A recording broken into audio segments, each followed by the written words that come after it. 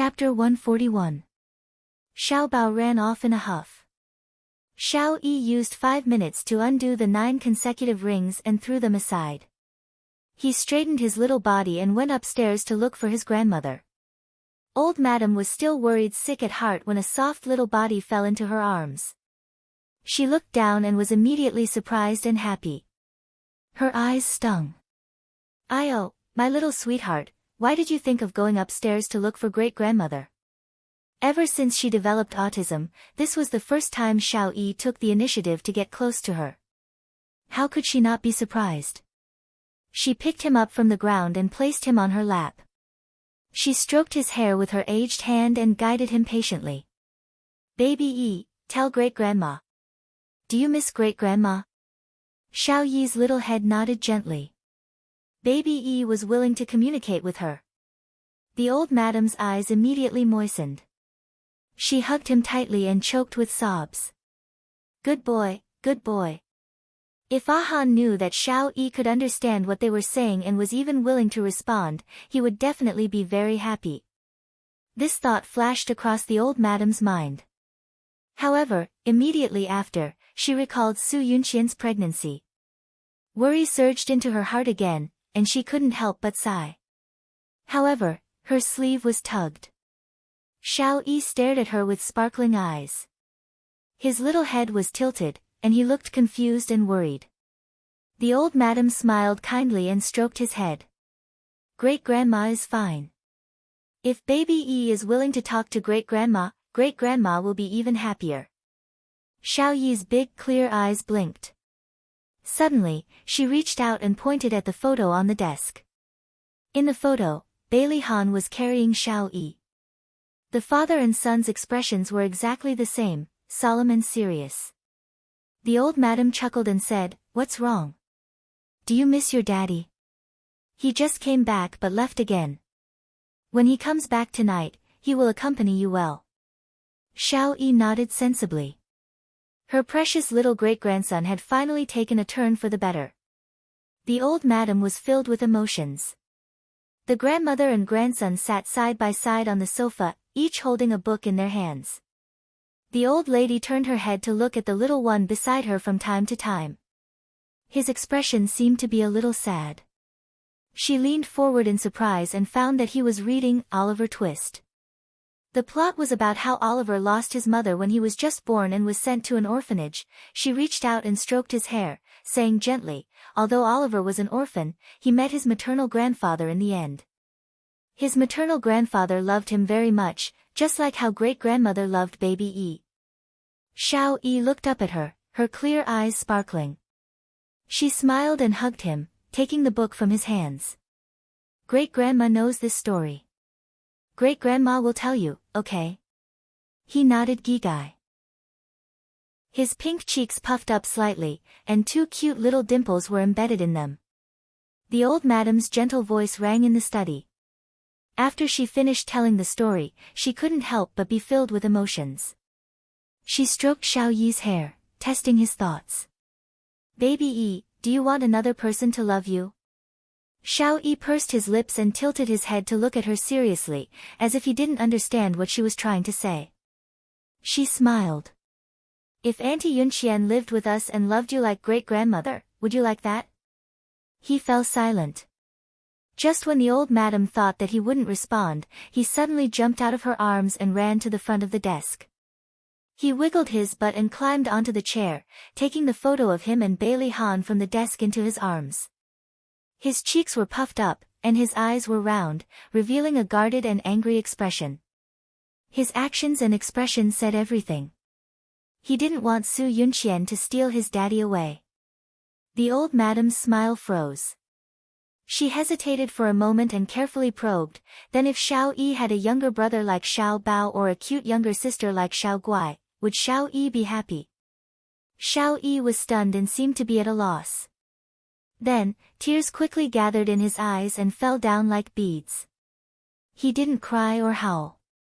He just cried quietly. His heartbroken look made the old madam's heart ache. She quickly pulled him into her arms. Baby Yi, don't cry. Don't cry. Let's not have a younger brother or sister. Baby E is the only one in the family, okay? Baby, don't cry. You're breaking great-grandmother's heart. When Bailey Han came back at night, he heard from the old madam that Xiao Yi was crying. He didn't feel good either. He walked into his son's room with complicated emotions. Xiao Yi, who had just gotten better, seemed to be sealed in his own world again. He refused to let the servants near him and refused to let light in the room. All the windows were tightly covered by curtains. Bailey Han walked into the room and suddenly entered a dark world. He could only see a trace of light in the middle of the room.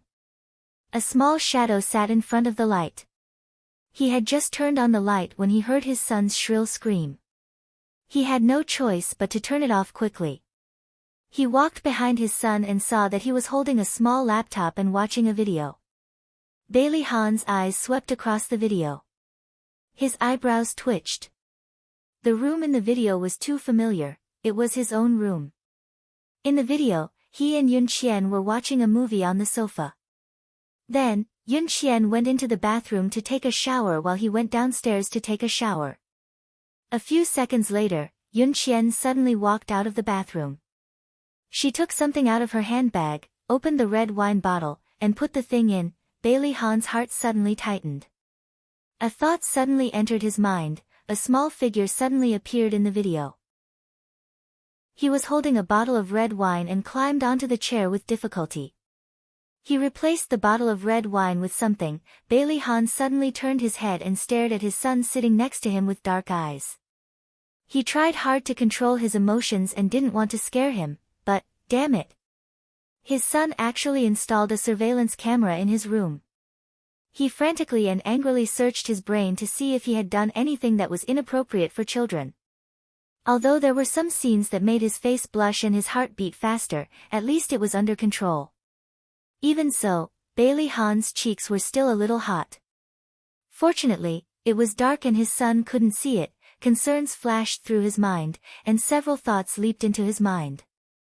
He was both shocked and in disbelief. Through this video, he could deduce that Yun Qian wanted to drug him that night, but his son replaced it with sleeping pills. Otherwise, he wouldn't have suddenly fallen asleep in the middle of the night. In the dark, the father and son sat in front of the computer in silence. After some time, Bailey Han placed his hands on Xiao Yi's shoulders and said with an unprecedented sternness, "Xiao Yi, stop your peeping immediately. I'll let bygones be bygones. If I find out about it again in the future, I'll punish you without mercy." Xiao Yi ignored him and didn't respond at all. Bailey Han thought about his current situation and his tone softened a little. "Xiao Yi, delete all these things. If they leak out, it will cause a negative impact." Xiao Yi's fingers moved a few times and the video was completely deleted. Bailey Han rubbed his hair to show his affirmation. "Xiao Yi, did you put sleeping pills in the red wine?" He nodded. His guess was confirmed. Bailey Han frowned. He had fallen asleep, so nothing must have happened between him and Yun Qian. Did she really lie to him? Too many things had happened today. Bailey Han needed to calm down. Bailey Han sat alone on the recliner on the balcony. Facing the bright starry sky, he slowly closed his eyes and put aside all his personal feelings. He began to calmly and rationally sort out the series of events. A moment later, his eyes suddenly opened. His deep eyes were filled with coldness. He took out his phone and dialed the number of his family doctor, Su Zhe. "Su Zhe, do you know any Chinese medicine practitioners? I would like to ask you for a favor." Asterisk in the middle of the night, Xia Dong suddenly woke up. Her forehead was full of sweat. She was still in shock and turned on the bedside lamp. She glanced at the clock. It was only 1:00 in the morning. She dreamed that she had given birth. Lying on the hospital bed, she was in so much pain that she was about to faint. After giving birth with great difficulty, the doctor brought the child to her. It turned out to be a deformed child with atrophied limbs. She stroked her abdomen with both hands in fear. As the pregnancy grew longer, the worry in her heart grew deeper. She didn't know if the medicine she injected would affect the child's development. She couldn't fall asleep after changing several positions. She unkindly dialed Yusiki's phone. The phone rang for a long time before it finally got through. Yusiki's irritable voice pierced through the air. Xia Dong. Xia Dong quickly moved the phone away from her ear and laughed. Yezi, sorry to disturb your rest, get lost. You better have something serious to say. Otherwise, I'll crawl out of your phone and strangle you. Yusiki was worried that she would wake her husband up, so she went to the living room after answering the phone. Then hurry up and crawl over. I need you to comfort me, what's wrong? Yusiki caught the change in her mood and pricked up his ears. Xia Dong touched her abdomen. I just had a nightmare. I dreamed that I gave birth to a deformed child. Yusiki paused and softened his voice. Don't think too much. Even our Shihao said that although the medicine will affect the fetus, you didn't absorb much of it, so it shouldn't be a problem. But the medicine is very strong, Yusiki interrupted her. Xia, listen to me. It's useless to worry about these things now. Whether the child is deformed or not, you have to give birth to it for Xiao Guai's sake. Xia Dong leaned against the pillow dejectedly. Siki was right. Worrying about these things now was a waste of energy. Even if the fetus was affected by the medicine and became deformed, she had to give birth to it. Xia, don't think too much. What you need to do now is to take care of your body. I'm planning to take Nyo to the aquarium this weekend. Do you want to bring Xiao Bao and Xiao Guai along? Xia Dong smiled. Okay, then we've made an appointment. Hurry up and go to sleep. I'm fine now. Are you really fine? I'm really fine. Just treat it as my prenatal depression acting up. I'm full of energy now. Add Xinwu 799. Chapter 142. Han, why did we stop here? Didn't you say we were going to an art exhibition? In the car, Su Yunxian looked out of the window in surprise. They were now parked opposite a traditional Chinese medicine hall. Grandma hasn't been sleeping well recently. I heard that this traditional Chinese medicine hall has an exclusive secret prescription for insomnia. Bailey Han opened the door for her. In the traditional Chinese medicine hall, there was a gray-haired old doctor in charge. Bailey Han told him what he needed, and the old doctor asked a young doctor to take out a package of Chinese medicine. Bailey Han grabbed Su Yunxian's wrist and said with a smile, Yunxian, didn't you have a pregnancy reaction, nausea, and a bad appetite? Let Dr. Su take a look at you. Su Yunxian's eyes flashed with a flash of panic. No, I'm fine today. Yunxian, pregnancy is a big deal. You can't be careless. Gigai, listen to me and let Dr. Su take a look. Bailey Han smiled very gently. He held her shoulders. It seemed gentle, but his strength was very strong. She couldn't resist at all and was forced to sit on the stool opposite Dr. Su. Madam, please stretch out your right hand. Dr. Su smiled kindly. Su Yunxian's face changed. She hesitated and refused to stretch out her hand.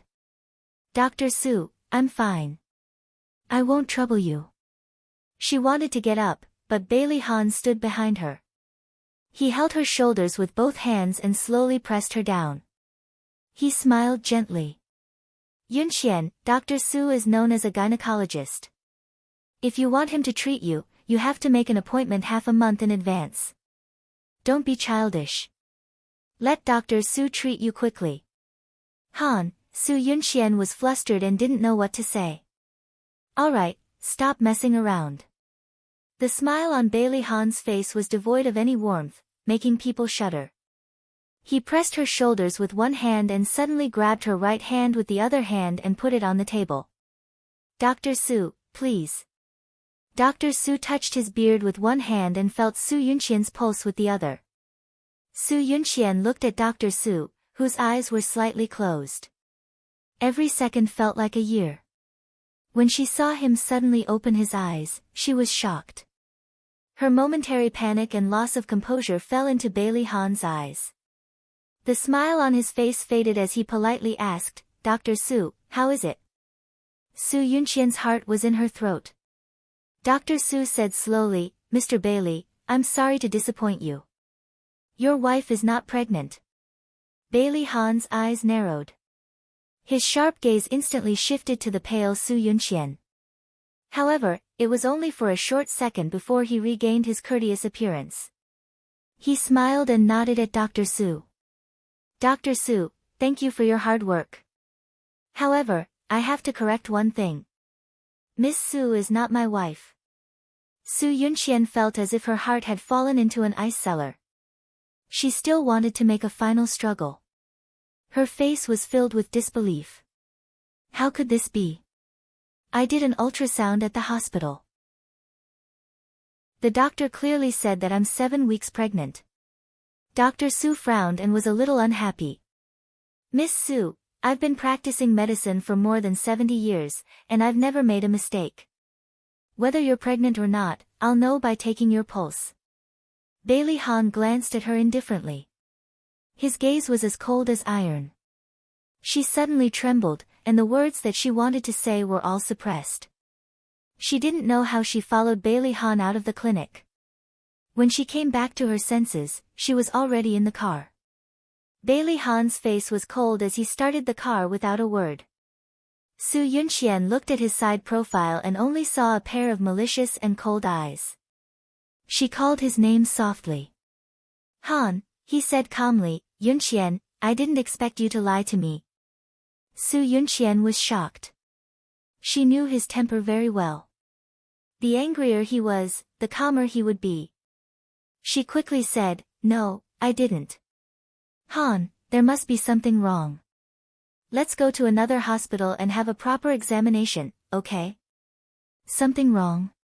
His voice was so calm that it was almost emotionless. "Do you mean that the ultrasound in the hospital made a mistake, or that Dr. Su made a mistake in taking your pulse?" "Dr. Su is not a god. How can he know whether I'm pregnant just by taking my pulse?" Tears gathered in her eyes. She looked so pitiful, but unfortunately, he didn't look at her at all. Bailey Han said lightly, "Okay, then let's go to the hospital for another examination." "Let's go to the first hospital. I have Dr. Zhang's phone number, so we can make an appointment in advance." "No, let's go to another hospital." Bailey Han didn't choose the first hospital where she did the examination last time. Instead, he changed directions and drove to the City People's Hospital. He booked the number of Lin Shihao, the director of obstetrics and gynecology. There weren't many people in the obstetrics and gynecology department today. There were only 2 people in front of Su Yunqian. As time passed, her heart was in a mess, and she didn't know how to deal with it. Bailey Han received work-related calls from time to time. He walked to the corridor to answer them. Su Yunqian's eyes moved, and she had an idea. She quickly sent a text message to her mother on her cell phone. When it was almost Su Yunqian's turn to go in, Bailey Han received a call from old madam. He looked at the closed office door and pressed the answer button. When the nurse called Su Yunqian's name, Bailey Han was still talking to old madam. Su Yunqian hurried into Lin Shihao's office. Lin Shihao was the only one in the office. She went straight to the point and said, "Dr. Lin, I have a favor to ask of you." She quickly filled out a check and pushed it in front of Lin Shihao. "As long as you say that I'm 7 weeks pregnant, it's yours." Lin Shihao glanced at the check. There were 6 zeros on it. It was indeed a big temptation.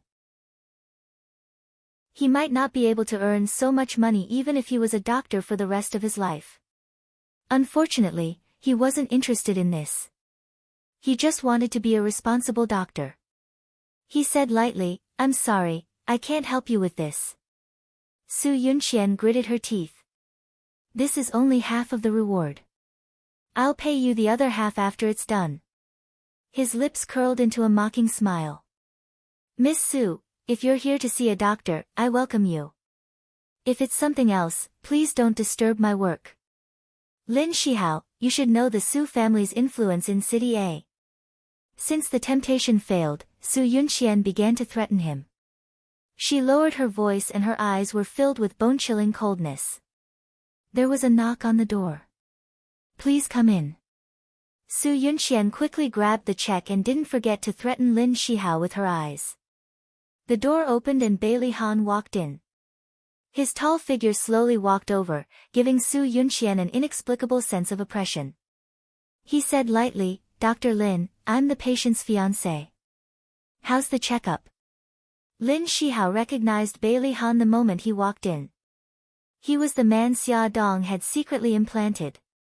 He didn't expect him to bring his fiancée here for a pregnancy checkup. What a coincidence. Lin Shihao smiled and said, We're about to start. Miss Su, please lie down on the bed. With Bailey Han present, Su Yunxian didn't dare to threaten Lin Shihao openly. She could only hint at him with her eyes. Unfortunately, he ignored her threatening eyes and calmly announced the results of the checkup. Miss Su, you're very healthy. You're not pregnant. In the hospital garden, Bailey Han and Su Yunxian sat side by side on a bench. Bailey Han said lightly, Now, what else do you want to say? She hugged his arm. I really don't know how this happened. Han, you have to believe me. He pushed her hand away bit by bit and said in a bone-chilling voice, Don't lie to me anymore. Yunxian, that night, you drugged the red wine. Unfortunately, Xiao Yi found out and Xiao Yi replaced your red wine with a red wine with sleeping pills. After that, I fell asleep. Actually, nothing happened that night. No, that's not it. We already had sex. Han, you also saw the bloodstains on the sheets. Su Yunxian's heart had never been so flustered. Damn it, how did Bailey Yi know that she had drugged him? Bailey Han rubbed his temples. You must have cut your finger and smeared the blood on the sheets. You know this better than I do, don't you? Yunxian, don't quibble anymore. I've already seen the video of you drugging him. Her face was pale and her shoulders slumped. She covered her face with her hands and cried helplessly. Han, I'm sorry. I just love you too much. I was afraid that you would leave me. I thought that as long as I had your child, I would be able to hold on to your heart. Bailey Han didn't hug her and comfort her as usual. His trust in her was shattered by her own hands. Their relationship that was full of lies started to make him feel tired, painful, and deeply hurt. He armed himself with indifference. Su Yunxian, you disappoint me too much. It was the first time he called her by her full name. It seemed that he was really disappointed in her. She hurriedly grabbed his arm and cried without caring about her image. Don't go. I beg you, Han, forgive me just this once. I was just confused for a moment. I really was confused for a moment. He didn't turn back and only said coldly, Did Xiao Yi fall down the stairs because of you? No, I didn't. Su Yunxian denied repeatedly. Han, I've only lied once. Let's start over, okay? He frowned. I forgot that I shouldn't believe what you say anymore. I'm already very tired. Let's break up. She cried very sadly. We've been in love for 6 years. Han, how can you break up just like that? He stared at her coldly. You should know that I don't like scheming women. If it was in the past, he would still feel guilty when he mistakenly thought that he had taken her. But now, he didn't even feel a little guilty. 6 years of feelings and 5 years of waiting. He waited for her to return from England and thought that their relationship would blossom. He didn't expect so many twists and turns. He also didn't expect that the woman he loved deeply would become like this. He was very disappointed and heartbroken. He resolutely shook off her arm. Su Yunxian was caught off guard and almost fell to the ground. She staggered 2 steps and steadied herself by supporting herself on the edge of the chair. Bailey Han didn't turn back and strode away. Beauty novel, Songshu 566. Chapter 143. Bailey Han was extremely disappointed in Su Yunqian. No matter if she called or went to his office or home to look for him, he refused to meet her. What he didn't know was that Su Yunqian wouldn't let him go so easily. On Saturday, Xia Dong acted as Yi Xi's assistant and went to Bailey's house with Lin Yi. Before she left, she dressed herself up and made herself look old-fashioned and serious. The two brats rested their heads on their hands as they watched her fiddle with the clothes, commenting from time to time. Xiao Guai pouted. "Mommy, you look so weird. You look like an old auntie who can't get married." Xiao Bao knocked on Xiao Guai's forehead. "Gigai, you're so stupid. Mommy is an old auntie who can't get married." Xia Dong turned around and rolled her eyes at them. "Who said I can't get married? My suitors are lining up from here to the Pacific Ocean." Xiao Bao sneered. "Mommy, if you keep bragging, you'll be exposed." Xiao Guai giggled. "Big brother, you're wrong. It's not that Mommy can't get married. Mommy doesn't want to get married." Xia Dong was moved to tears. She hugged her daughter. "Daughters are really more caring than sons. I didn't waste my efforts to have a daughter." Xiao Bao rolled his eyes. "Mommy, do you need me to remind you that it's already 8:20? There's only 40 minutes left before you have to go to work." Dr. Lin must have been waiting for a long time. "I'm going now. Bye, babies." After some chaos, Xia Dong finally left. Xiao Guai watched her mommy leave like a gust of wind. "Big brother, I suddenly feel like we're so happy." Xiao Bao was curious. "Why?" "That's because Mommy is the ever-changing Sakura. One moment, she's a strong woman, and the next moment, she's like us. She's like a little kid. It's so interesting." Xiao Guai laughed happily. "That's true, Hua." Xiao Bao held her hand. "Gigai, let's go. Big brother will teach you how to draw." When his mother was not around, as the only man in the family, he had to shoulder the heavy responsibility of taking care of his sister. Xia Dong ran downstairs and found Bailey Yun leaning against the Lamborghini in a cool pose, waiting for her. "Fox, why are you here?" Xia Dong was curious why Lu Xing did not stop him. She looked around and did not see Lu Xing. She guessed that what she said to Mika Keto last time was effective. "I'm sending you to work. When you get off work, I'll take you to eat something delicious." Bailey Yun blinked his foxy eyes and flicked the hair in front of his forehead. He looked so charming. Xia Dong got into the car and Bailey Yun drove off. She quickly grabbed the handrail, her face pale. "What's wrong? I thought you weren't afraid of racing." She still looked so heroic when she won the motorcycle racing championship. She covered her mouth. "Don't drive so fast. I want to vomit." Bailey Yun panicked when he heard her. He quickly slowed down and turned to ask her. "How are you? Do you feel better?" Xia Dong took a deep breath. "I'm much better." He frowned. "Are you not feeling well? I'll call Lin Yi and tell him that you're not going with him. I'll take you to the hospital."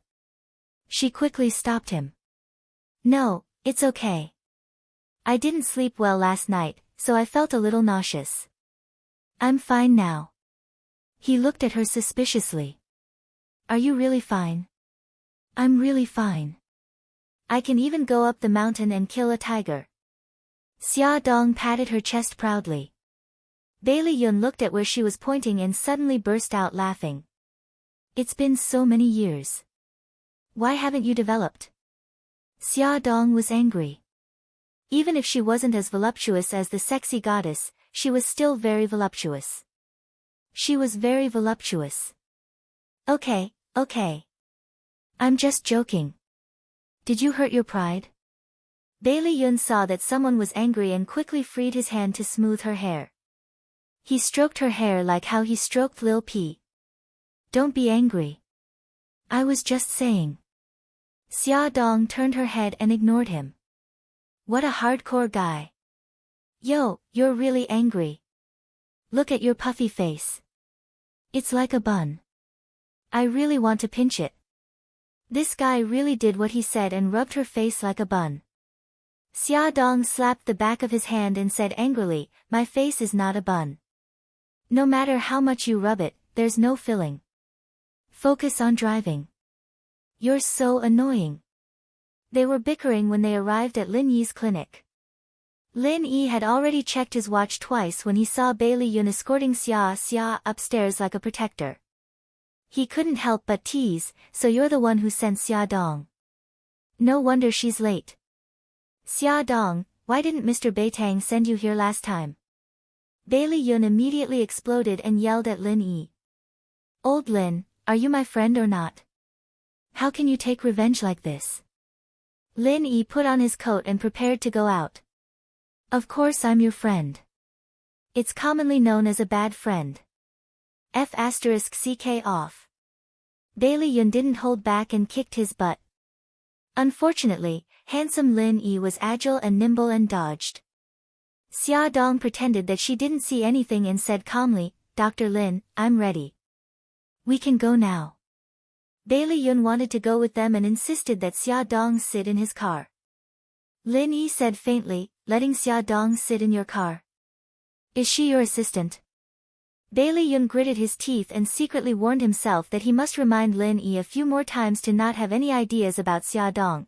Since it was Saturday, Bailey Han didn't have to go to the company. When they arrived, he was also at home. Xia Dong was worried that he would recognize her. Fortunately, he only glanced at her and didn't say anything. He led them upstairs directly. Today's rehabilitation treatment went smoothly. After it was over, Lin Yi asked Xiao Yi about how he solved the 9 rings. Little Wingzi took out the 9 consecutive rings, and Xia Dong helped him time it. Exactly 2.5 minutes later, little Wingzi had unlocked all 9 rings. Lin Yi patted his shoulder in surprise. Well done. I'll discuss with your parents and arrange a day out. Xia Dong squatted in front of him and smiled gently. Xiao Yi, you're amazing. He looked into her eyes without blinking, as though he could see through her internal organs. She pursed her lips and said, we'll be leaving first. See you next time. She really wanted to reach out and touch his face and hug his little body. They went out and turned right. Xia Dong looked down and didn't look around. She almost bumped into Bailey Han, who was coming up from downstairs. The two were very close to each other, almost touching each other. I'm sorry. She subconsciously stepped back. When she realized that she was on the stairs, her high heels were already on the edge of the next step. She lost her balance and her body swayed. She quickly grabbed the railing next to her. Bailey Han had already reached out and wrapped his arm around her waist. It was a very familiar feeling. Because the two were so close, he could smell the faint fragrance on her body. It was also a very familiar smell. He suddenly stared at her face. Her long bangs covered her forehead and the black-rimmed glasses covered her eyes. However, it couldn't hide her gaze. His gaze was very sharp and dangerous. Xia Dong felt like she was being seen through. She struggled. Mr. Bailey, Bailey Han ignored her. He raised his right hand and reached in front of her eyes. He was about to grab her glasses. Lin Yi suddenly coughed dryly. Mr. Bailey, I'm sorry. My assistant offended you. I have something to discuss with you.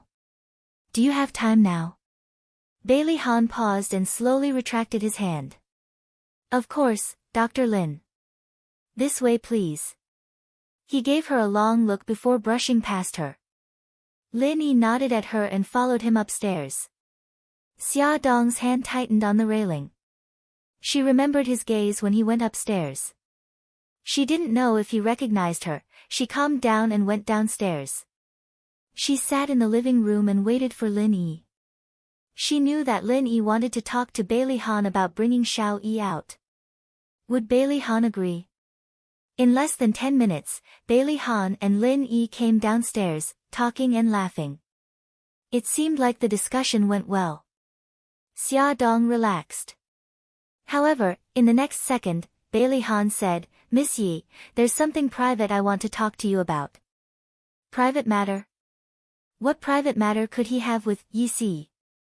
Xia Dong wanted to cry. She didn't need to think too much.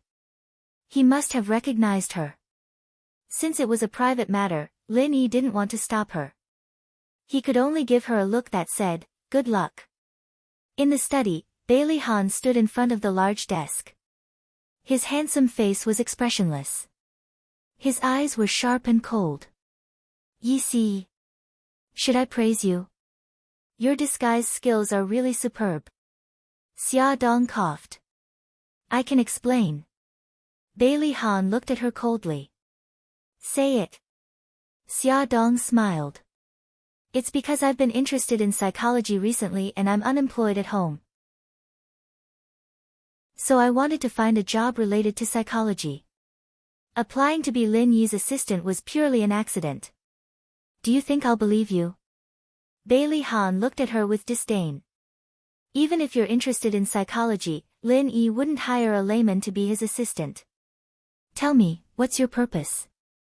Wearing high heels was really tiring. Xia Dong sat down. All right, I'll tell you the truth. I'm just concerned about your son. I want to know about his condition and treatment. So I asked Dr. Lin for help. He stared at her eyes. Why are you so concerned about my son? She looked back at him sincerely and said softly, I like him a lot. Also, I feel that he makes my heart ache. Do you remember what you said when you asked me to bring Xiao Bao to visit him? You said that Xiao Yi doesn't have any friends. It was this sentence that moved me. I'm a mother. I can understand your helplessness as a father and your heartache for your child. His hand couldn't help but fall on the frame of her glasses. He took it off, wanting to see the things in her eyes more clearly. Beauty novel, Hung Cha 866. Chapter 144. Bailey Han's voice was a little hoarse. Just because of motherly love, you disguised yourself and came to my house. Do you think I'll believe you? Xia Dong smiled weakly. You can choose not to believe me. You've been loved by your mother since you were young. You can't understand the thoughts of someone who lacks motherly love. I lost my mother when I was young. I was mocked and bullied. At that time, I thought that if I have children in the future, I must love them well. You're right, I have motherly love flowing. He was obviously her own child, but she couldn't hold him in her arms. She had to sneak into someone else's house like a spy and secretly observe his every move. When she was caught, she had to find an excuse to hide the truth. Who could understand her heartache? Her eyes were sparkling with tears, and her eyes were filled with grief. His heart clenched, and he could not help but think of Su Xingchen's voice recorder, where Xia Dong was bawling in front of her mother's grave. Perhaps, what she said was true. His eyes were as dark as water. She wiped the corner of her eyes and smiled.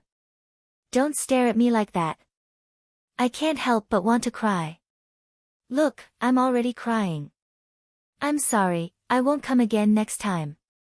The way she forced herself to smile actually made him feel a little distressed. He frowned. Damn it, why did he still have sympathy for this liar? He should have given up on her long ago. He thought in his heart, but the words that came out of his mouth were, you're Lin Yi's assistant. You report to him about your work. Xia Dong grinned. I know. I'll tell Lin Yi that I'm quitting later. Bailey Han's facial muscles twitched uncontrollably. Idiot, did she have to make it clear? His face darkened and he said stiffly, since you're already his assistant, you should do what you're supposed to do. Xia Dong couldn't believe it. You agree? Bailey Han gritted his teeth. Idiot. Wasn't it obvious? She felt a little wronged. Who asked him to look so fierce just now? But forget it. As long as he agreed to let her continue to take care of Xiao Yi as Yi Si, she was very satisfied. She tilted her head and looked at him seriously. Bailey Han, has anyone ever told you that you're really a good person? Other than her, everyone else called him the cold-faced king of hell. His pretentious serious and conflicted expression made her feel refreshed. She couldn't help but laugh. So I'm the first one. Then I'm really honored.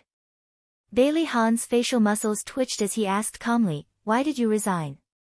Xia Dong almost couldn't keep up with his jumping thoughts. She was stunned for a moment before she realized that he was talking about the position at Glamour magazine.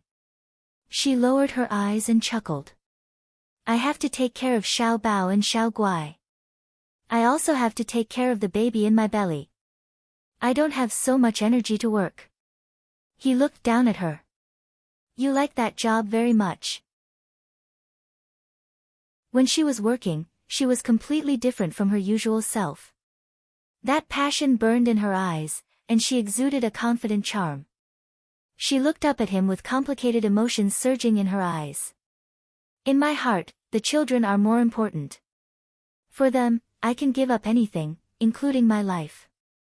His eyes narrowed, and there were traces of the ice in his heart breaking. He began to doubt his judgment. Was such a loving and motherly woman really someone who loved vanity and clung to power? After a long while, he said calmly, Xiao Bao and Xiao Guai are very lucky. They were very lucky to have a mother like her. It was obviously a compliment, but Xia Dong felt that it was extremely ironic. Xiao Bao and Xiao Guai's luck was exchanged for Xiao Yi's misfortune. She looked at him and said tentatively, I've never heard you mention Xiao Yi's mother, she's already dead. His expression was indifferent as if he was talking about a stranger. Xia Dong's heart suddenly jumped. Dead? How did she die? Bailey Han sat in the chair opposite her and looked casually in a certain direction with a cold expression. Car accident. I heard that she was going abroad with the man she loved. On the way to the airport, she got into a car accident. Xia Dong was sweating profusely. Even if Bailey Han hated her when she escaped from Japan, he didn't have to curse her so viciously. The corner of her mouth twitched. You don't seem to like her. I can't remember what she looked like anymore. We met at the wrong time. However, I'm very grateful to her for giving birth to Xiao Yi. He looked at her calmly without any emotions in his eyes, but it made Xia Dong's heart suddenly jump. She murmured, it sounds very complicated. Can you tell me how you met? She was really curious to see how he would twist the truth. He frowned. Why are you so interested in this matter? Nothing. We're just chatting. It's fine if you don't want to talk about it. He stared at her for a long time until she was sweating profusely. If I remember correctly, Dr. Lin is still waiting for you downstairs. Phew, she was finally free. She almost thought that she would be exposed. She was overjoyed. I can go now. Did I stop you? Bailey Han's face turned green. Was she that unwilling to be in the same room as him? No. But young master, you didn't ask me to leave. How would I dare to leave? Xia Dong thought to herself. Just as she walked to the door, young master's cold voice was heard. I plan to take Xiao Yi out tomorrow. Xiao Bao and Xiao Guai can come with us. She wiped her sweat. I've already made plans with Siki tomorrow. We plan to take the children to the aquarium. She also wanted to go out with Xiao Yi, but if she dared to stand Siki up, she would die a horrible death. Bailey Han was expressionless. She laughed awkwardly and waved her hand. Then I'll be leaving first. Just as she was about to turn and leave, young master said coldly, what time tomorrow? Huh? What time? I'm asking you, what time are we going to the aquarium tomorrow? The veins on Bailey Han's forehead throbbed. He found it unbelievable that he would suggest going to the aquarium with her. Oh, we've made plans for 10 o'clock. The young master said stiffly, see you outside the aquarium tomorrow. Oh, okay. See you tomorrow. After Xia Dong left the study and walked to the stairwell, she suddenly felt that something was wrong. Brother Shen would definitely go with them tomorrow. If the two of them were together, wouldn't they be at loggerheads and part on bad terms? She wanted to scratch the wall. Could she back out now? Why was it that whenever she was in front of Bailey Han, she couldn't think straight? Why did she always do something crazy? She could almost imagine how dark Bailey Han's poker face would be if she went back on her word. He would even use his knife-sharp gaze to kill her, so the next day, the situation was a little out of control.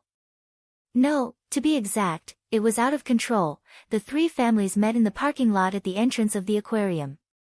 Mika Kito was holding Gigai, while Xia Dong was holding Xiao Bao's hand. They looked like a family of four. Yi Siki and Lin Shihao each held Nyonyo's little hand as they walked over slowly. The two families gathered together and laughed happily as soon as they met.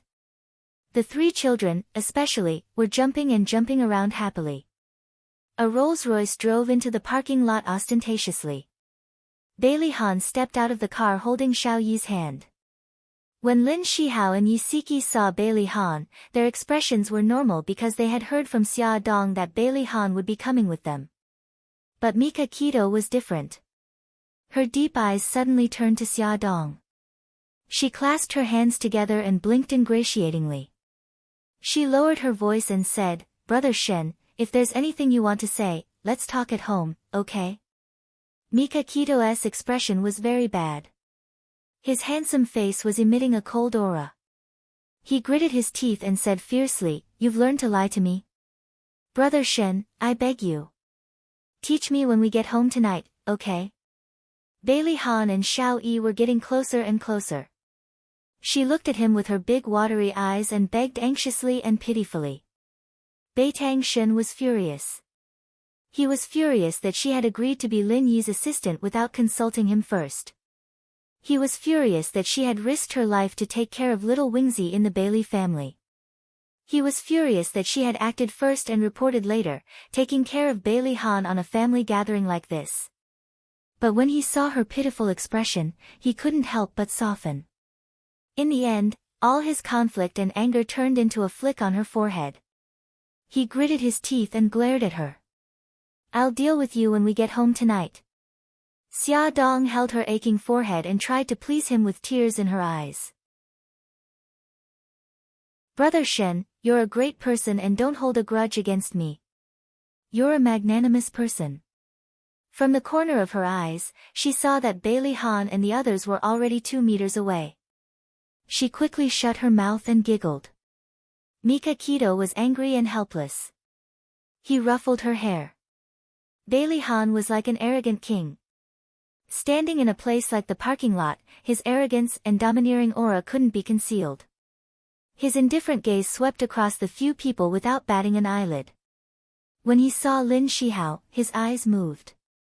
He didn't expect that the director of the obstetrics and gynecology department of the People's Hospital was actually the husband of Xia Dong's good friend. Lin Shihao saw that his gaze was on him and nodded politely. "Mr. Bailey." Bailey Han also nodded his head out of courtesy. Finally, his gaze fell on Mika Kito. Mika Kito's cold and arrogant gaze was fixed on him. The two of them looked calm, but the turbulent undercurrent was felt by everyone else. Xia Dong quickly smiled. "Since everyone is here, let's go in." She took out the tickets that she had booked beforehand and distributed them to everyone. After entering the aquarium, there was a disagreement. Xia Dong considered that if they were to visit the aquarium as a group, they would be too conspicuous. Moreover, the combination of Mika Kito and Bailey Han was too dangerous. They could explode at any time. Therefore, she suggested that everyone split up and visit different aquariums. Then, they would make an appointment to leave the aquarium together. However, Bailey Han disagreed. He said that bringing Xiao Yi out to play was to let him have more contact with the outside world. Therefore, the father and son pair would follow the group unswervingly. What he said was reasonable. Xia Dong had no reason to refute him. Therefore, the large group of people marched forward. Ad. Songshu 566. Chapter 145. In the underwater tunnel, colorful seaweed, corals, and all kinds of fish swam in front of them. There were even sharks with big mouths and murderous auras. The children couldn't help but exclaim in surprise. even Xiao Yi widened her eyes. The underwater world allowed the children to experience the beauty of nature and the vastness of the ocean. They stopped from time to time and leaned against the glass to look at the various creatures swimming in the water in amazement, so much so that they neglected the people and things around them. Xiao Yi raised his head and looked obsessively at the sea turtle that weighed a few hundred kilograms slowly and clumsily swimming above his head. He couldn't help but follow its pace with his short legs. Bailey Han only turned his head to look at Xia Dong, who was squatting in front of Xiao Guai and tidying her hair. When he turned back again, Xiao Yi, who had been following beside him, had already disappeared. He blamed himself for not taking good care of the children, who were right beside him. However, now was not the time to blame himself. It was more important to find him quickly. He called the others and explained the situation briefly. First, he contacted the broadcasting studio and asked them to help spread the news of the children's disappearance. Then, he decided that Yi Siki and Xia Dong would take care of the children. The three men would split up to look for Xiao Yi's whereabouts and keep in touch with each other. Xia Dong and Yi Siki brought the children to the underwater food pavilion. Their hearts were in a mess and they couldn't calm down at all. Yezi, take care of the children. I'm going to look for Xiao Yi too. Yi Siki grabbed her arm. You're not feeling well right now. Can you do it? It's okay. I can do it. She patted Yi Siki's hand to comfort her. Then she stroked Xiao Guai and Xiao Bao's hair. Babies, Mommy is going to look for Xiao Yi too. You guys stay here with Auntie Siki. Don't wander around, okay? The children nodded in unison. Xia Dong called Mika Kito and the others to ask about the search. The three of them had not found Xiao Yi yet, so Xia Dong asked them where they were. Xia Dong specially went to some places that they had not searched yet. He searched from the Jellyfish Hall to the Sea Creature Hall, and finally came to the Sea Creature Hall. There was a dolphin performance going on in the performance hall. When Xia Dong walked into the performance area, the viewing platform was already full of people. She searched row by row and kept apologizing to the people. When she found the first row from the last row, the performance had just ended. She hurriedly stood to the side and searched for that small figure in the surging crowd. Suddenly, she saw a short figure walking towards the exit. He was wearing the same clothes as Xiao Yi. She didn't have time to think. She shouted Xiao Yi's name and rushed into the crowd to chase after him. Xiao Yi, she struggled to squeeze through the crowd, but unfortunately, her voice was drowned out by the noise. Her body was squeezed by the crowd. When she looked up again, the child was long gone. Maybe he was blocked by the adults next to him, or maybe he had already left the performance hall. Xia Dong helplessly stopped.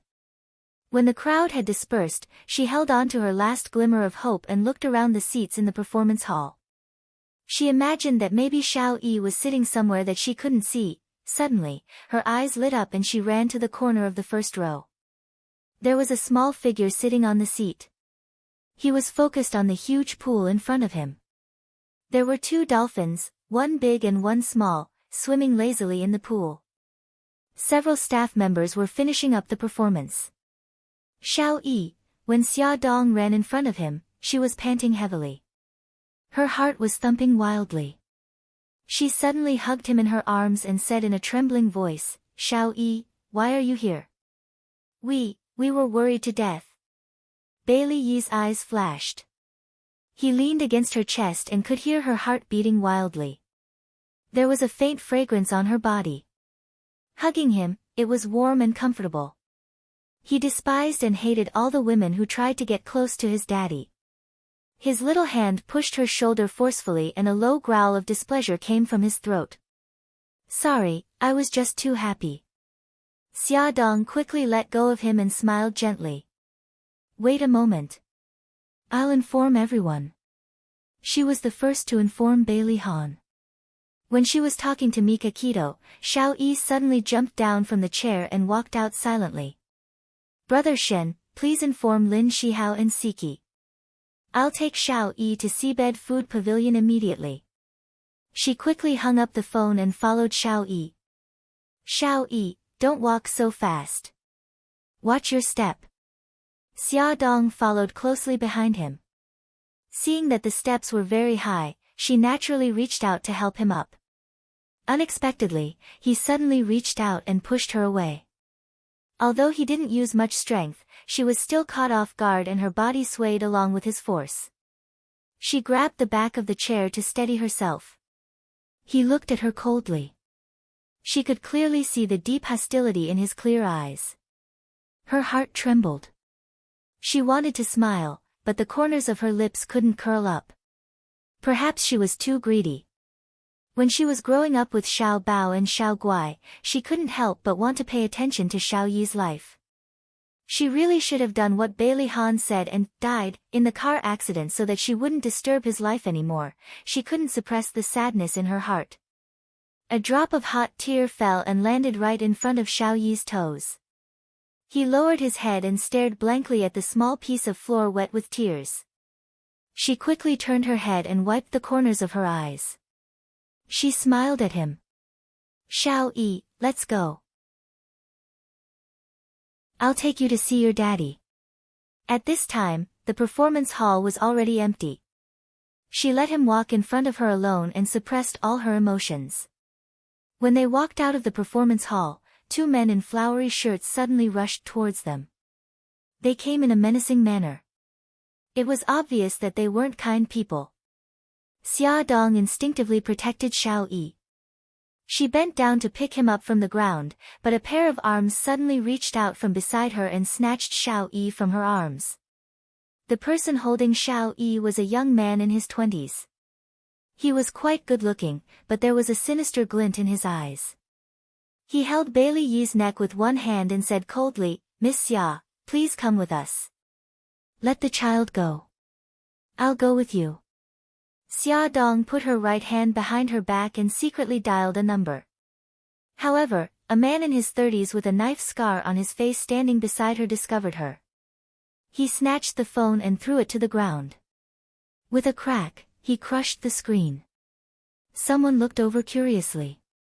The man with the knife scar roared fiercely, "What the F***ck are you looking at? Haven't you seen a couple quarrel before?" She felt something pressing against her waist. The knife-scarred man seemed to be holding her waist intimately. He lowered his voice and threatened her, "Behave yourself. If you play any more tricks, I'll take this brat's life first."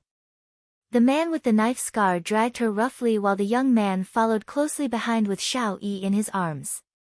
They chose a very secluded path and walked out of the aquarium in a few minutes. Bailey Han received a call from Xia Dong and rushed to the performance hall without stopping. When he rushed in, there was no one inside. He frowned and walked out quickly while calling her phone. However, no one picked up. When he reached the entrance of the performance hall, he suddenly heard a crisp ringtone. He looked around and finally fixed his gaze on the floor not far in front of him. A phone with a broken screen was lying on the floor and ringing. It was Xia Dong's phone. Bailey Han's heart suddenly tightened. After thinking for a few seconds, he quickly made a judgment and chased in a certain direction. When Bailey Han reached the parking lot, he saw a Mercedes-Benz passing by the gate. Xia Dong was sitting in the back seat. He immediately jumped into the car, stepped on the accelerator, and chased after the car. When he reached an intersection, he ran into a red light. The sidewalk was crowded with people, so he had to stop. When he stepped on the accelerator again, the Mercedes-Benz had disappeared. Fortunately, he had sent the license plate number to the Dragon Gang and ordered them to quickly track down the identity of the owner of the Mercedes-Benz. Xia Dong and Xiao Yi were taken to an abandoned factory in the suburbs. She was tied up and thrown on the ground. Xiao Yi's hands and feet were also tied. Xia Dong was holding a small earring in her right hand. She had secretly taken it in the car when they were not paying attention. She used the earring to rub the rope and moved her body with difficulty. She stood in front of Xiao Yi and said in a low voice, "Xiao Yi, don't be afraid. I'm here." Her phone was abandoned in front of the performance hall. When Mikakito found out that she was missing, he would guess that they had met with an accident when he saw the phone. She believed that Brother Shen would definitely come to save her. There was no trace of fear in Xiao Yi's clear eyes. He stared fixedly at Xia Dong, who was standing in front of him, and something in his heart quietly changed. The scar-faced man walked over and pinched her chin. His eyes were shining with anger.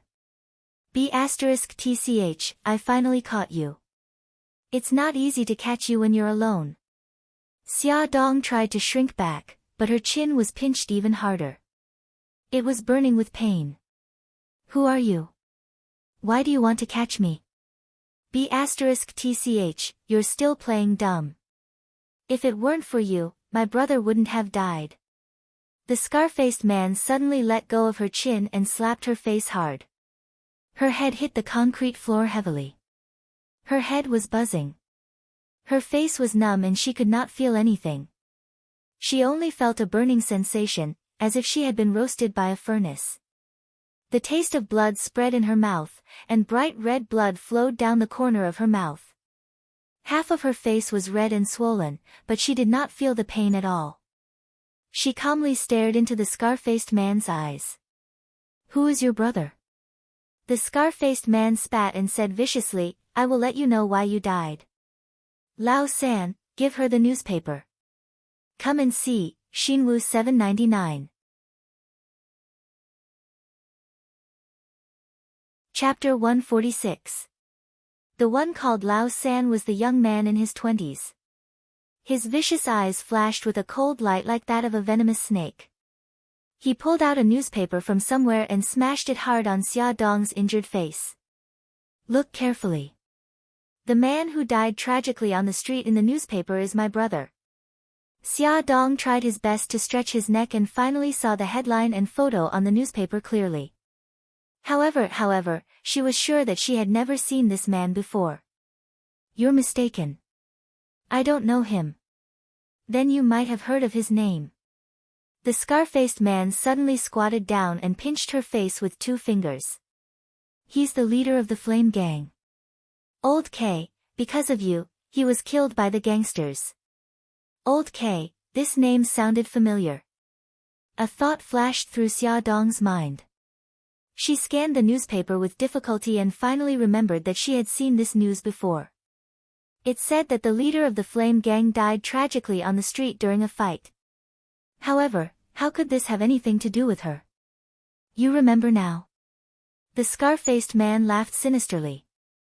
B*TCH, I know you have a powerful backer. Call him now and tell him to come alone. Otherwise, I'll let you and that little B*TCH die a horrible death. A powerful backer? Was he referring to Brother Shen? Could it be that Brother Shen had a dispute with the local mafia? Questions flashed through Xia Dong's mind. What she needed to do now was to stall for time so that Mikakito and the rest could rescue them. She pursed her lips. I don't know who the backer you're referring to is. Why don't you tell me the whole story, why Old K was cut into pieces by the people of the Black Street? Maybe I can think of something. The knife-scarred man dragged a chair over and sat down. He stepped on her arm and grinned viciously. Don't try to play tricks with me. Otherwise, I'll strangle that little B*TCH to death first. He gave third brother a look and he immediately walked over to Xiao Yi. Xia Dong endured the excruciating pain in her arm and propped herself up to protect Xiao Yi. She said sternly, don't move. I'm not playing any tricks. I really don't know who your backer is.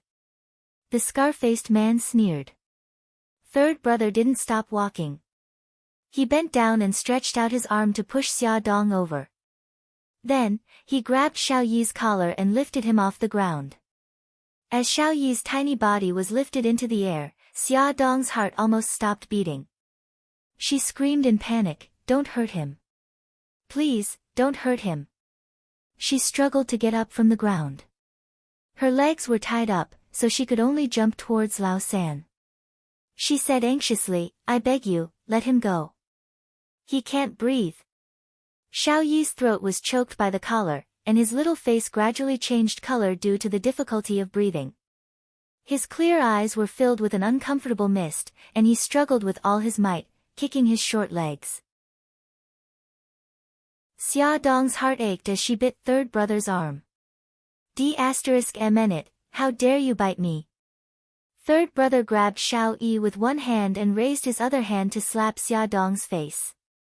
Xia Dong's face swelled even more, and blood flowed down from the corner of her mouth. She gritted her teeth and said coldly, "Let him go. I'll make a call right away." If they had been so obedient, they wouldn't have had to suffer so much. The scar-faced man glanced at third brother. Third brother placed Xiao Yi on the ground. Suddenly, a cold voice pierced through the air. "There's no need to make a call. I'm here." The sound of heavy footsteps clearly beat on Xia Dong's eardrums. She suddenly raised her head and widened her eyes in disbelief. A tall and imposing figure slowly walked in from the door.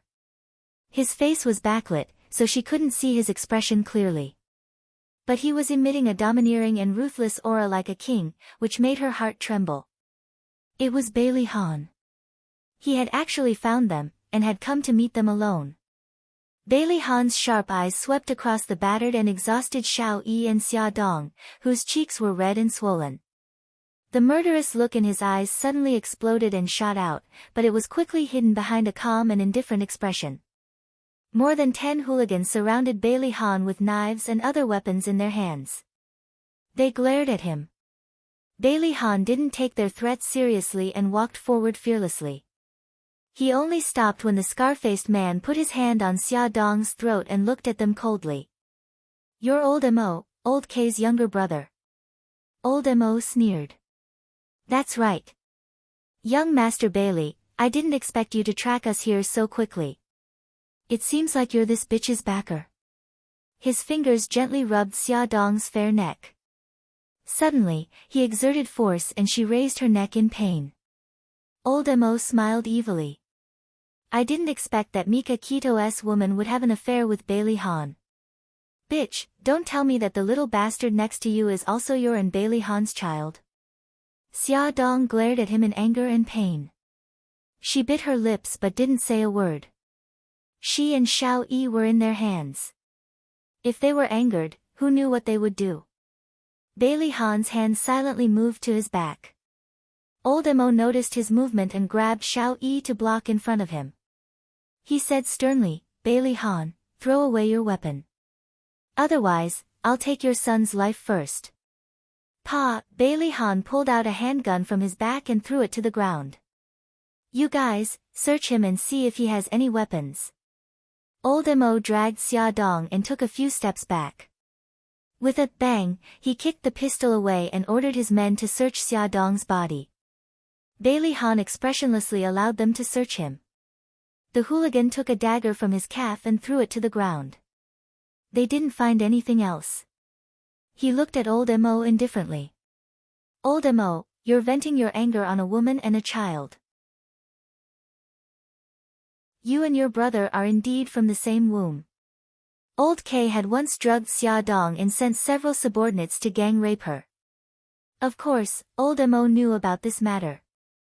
When he heard Bailey Han's sarcastic words, he immediately flew into a rage out of humiliation.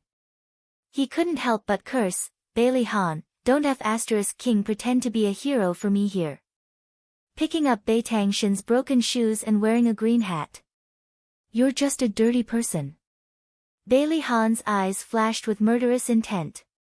He said coldly, "Your brother asked for it.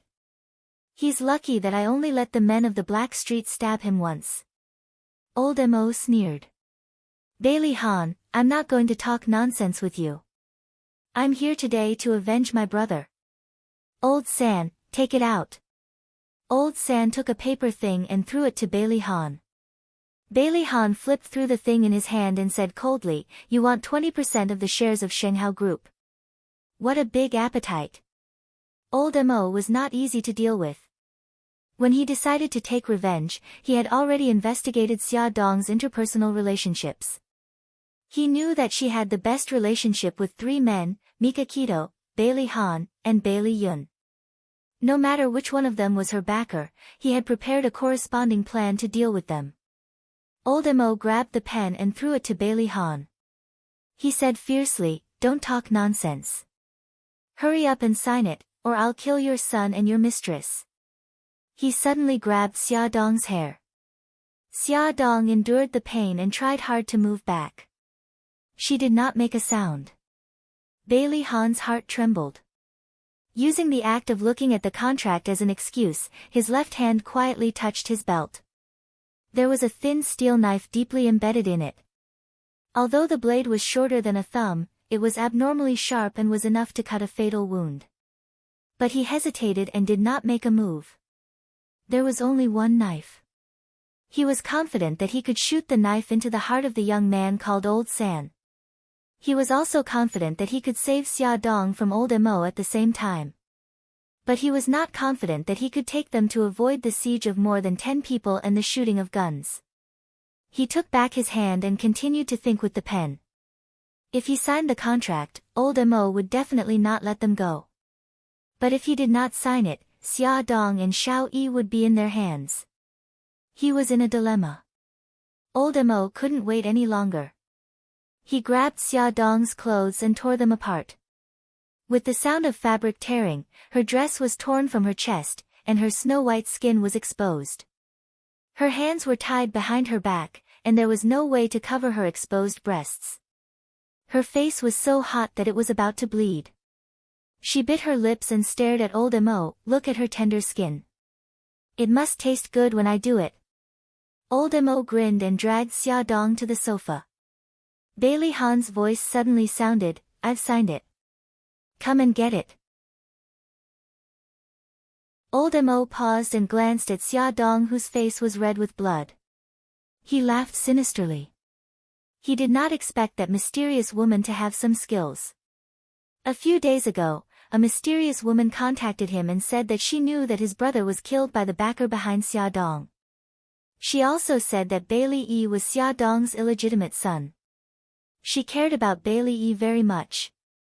If she used Bailey Yi to threaten her, it would definitely be twice the result with half the effort. Old Mo wasn't a fool.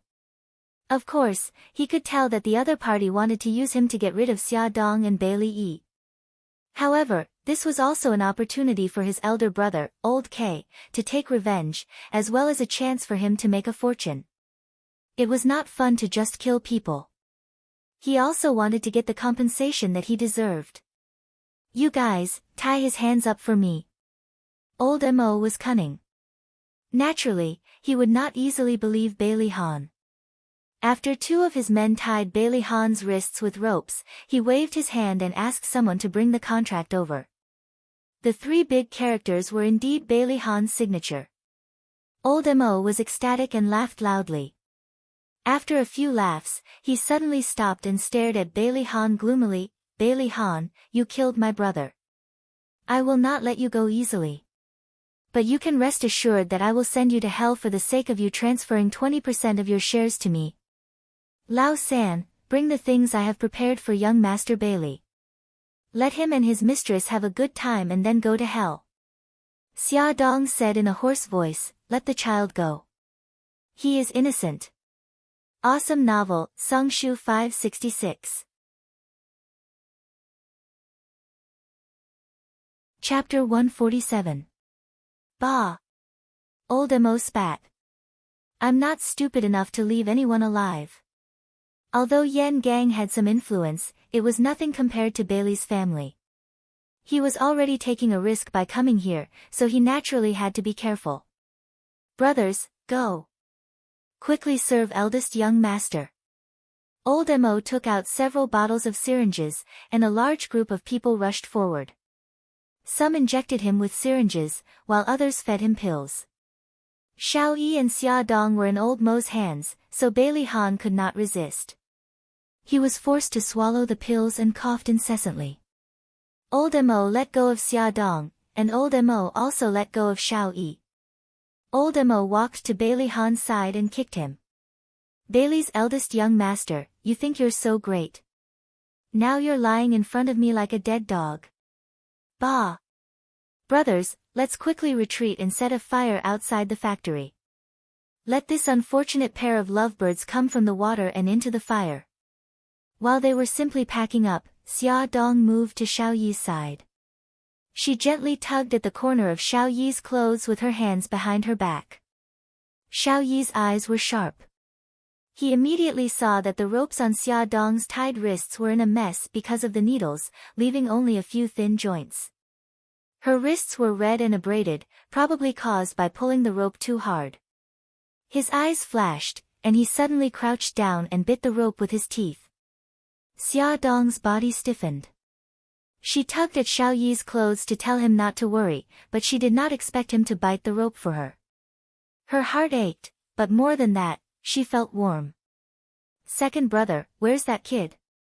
The group of people had already walked to the door when third brother suddenly turned around and shouted. Old Mo also became alert and turned around. Because Xia Dong was blocking Xiao Yi's body, he did not see Xiao Yi. He was shocked. That kid couldn't have escaped, right? Second brother, what should we do? Lao San, go in and have a look. Old Mo handed Bailey Han's gun to Lao San, be careful. Thump, thump. The heavy footsteps were getting closer and closer. Xia Dong's heart was beating like a drum. Suddenly, she felt the pressure on her wrist loosen. She quietly moved her wrist without showing any signs of movement. Xiao Yi also straightened her body and slowly moved out from behind her. Third brother, who had been staring at them the whole time, was stunned when third brother suddenly appeared in his line of sight. He raised his voice and said, Second brother, this brat looks very strange. I don't feel at ease leaving him alive. Why don't I get rid of him first? Old Mo certainly wouldn't object to the fact that he would die sooner or later. Third brother walked closer, raised the gun with one hand, and pointed the muzzle at Xiao Yi's forehead. Xia Dong suddenly reached out and pulled Xiao Yi behind her. Third brother's eyes turned cold and he quickly pulled the trigger. Xia Dong hugged Xiao Yi and rolled on the ground to avoid the bullet. At the same time, Bailey Han suddenly stood up from the ground. He forcibly broke the rope on his wrist and kicked third brother's temple heavily. Clang! The gun in third brother's hand fell to the ground. His huge body also fell to the ground. The accident happened in an instant. Old Mo and the group of hooligans were stunned. Old Mo was the first to react and quickly pulled out his gun. Bailey Han's right hand had quickly shot out a throwing knife from his waist. The throwing knife hit Old Mo's forehead. Blood spurted out and he fell down without a sound.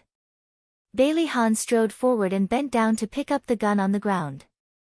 He aimed at the group of hooligans and fired. In an instant, 3 or 4 of them fell down. The rest of the hooligans were like headless dragons and had long scattered in fear. The fight only lasted for 2 or 3 minutes, but Xia Dong felt that it was as long as a lifetime. She protected Xiao Yi and hid behind the sofa. When the gunshots stopped, she hugged Xiao Yi and covered his eyes and ran out from behind the sofa. Bailey Han, how are you? She saw that Bailey Han was sweating profusely. His face was pale and he was tottering. She knew that the medicine that Old Mo had fed him had taken effect. The pile of red and green pills and medicine was mixed with various hallucinogens and stimulants. There was even an aphrodisiac. Xiao Yi's body stiffened and he reached out to push Xia Dong's hand away. Xia Dong's voice trembled. Xiao Yi, don't look. She was afraid of scaring him with the corpses and rivers of blood in front of him. But he insisted. He wanted to see how Daddy was doing. Xia Dong understood his thoughts. She could only put him down with his back facing the door and let go of his eyes. Bailey Han could not hold on any longer. He forced himself to take off his coat and threw it to Xia Dong, who was barely dressed. He fell to the floor with a plop. His body began to twitch and he said in a hoarse voice, Water, quickly find water. Xiao Yi, stay here. Don't run around. Xia Dong said anxiously as she put on his coat. She glanced around and found an empty mineral water bottle in the corner. She quickly ran over to pick it up and ran out to get tap water. After Bailey Han filled his stomach with water, he vomited violently in the corner. As the pill had stayed in his stomach for a long time, he vomited out white foam. Although he had his stomach pumped, the injection of medicine could not eliminate the effects of the drug. The strong effects of the medicine affected his brain. His body was burning hot, his head was spinning, and his mind was in a mess. Xia Dong anxiously rummaged through his coat pocket, trying to find his phone. Xiao Yi squatted beside him and bit her lip. She took out his phone from his trouser pocket. She hurriedly dialed Mika Kito's number. "Brother Shen, we're in an abandoned factory in the suburbs. I don't know the exact location. Bailey Han has been poisoned and needs a doctor. Brother Shen, this is Bailey Han's phone. You can track his signal." After saying this, she did not hang up. Instead, she put the phone aside and paid attention to Bailey Han's condition. His whole body was convulsing and he was delirious. His face was so red that it looked like it was roasted. But other than waiting, there was nothing she could do. She could only watch him suffer. Her heart throbbed with pain. At this moment, he suddenly opened his eyes. His blood-red eyes stared at her like a ferocious beast. At this moment, her dress was in tatters. Although she was wearing his suit jacket, because his jacket was too big, the cleavage in front of her chest was faintly discernible. He suddenly roared like a lion that had gone berserk. He pounced up from the ground and pressed down on her. Xia Dong was caught off guard. The first thing she did was to protect her abdomen with both hands. She did not have any extra hands to block his attack. His burning hot body pressed against hers forcefully. His body was tense and stiff like a rock, pressing down on her tightly. Xia Dong felt a hard stick-like object hit her leg hard. Her heart immediately panicked. She knew what it was. He was like a mad beast. He used all his strength to separate her legs. That burning weapon collided heavily between her legs. She struggled with all her might and tried her best to avoid it. She fiercely bit his arm and shouted anxiously, "Bailey Han, wake up." Fresh blood flowed down his arm. The sharp pain cleared his mind for a second. He wanted to push her away, but his body's instincts made it impossible for him to resist. He said in a hoarse voice, "Hit, hit. Knock me out." In the next second, the demon in his body gained the upper hand. The thing between his legs started to move again. His heavy breathing and painful cries were transmitted to Mika Kito's ears through the phone. He flew into a rage. He sped up and shouted anxiously, "Bailey Han, stop it right now." Xia Dong was being pressed down. She was in unbearable pain. Other than the sharp pain between her legs, her abdomen was also starting to hurt. She did not have time to think. She had to find something to knock Bailey Han out. As far as her arm could reach, there was nothing she could use. She kept moving her body to block his attacks.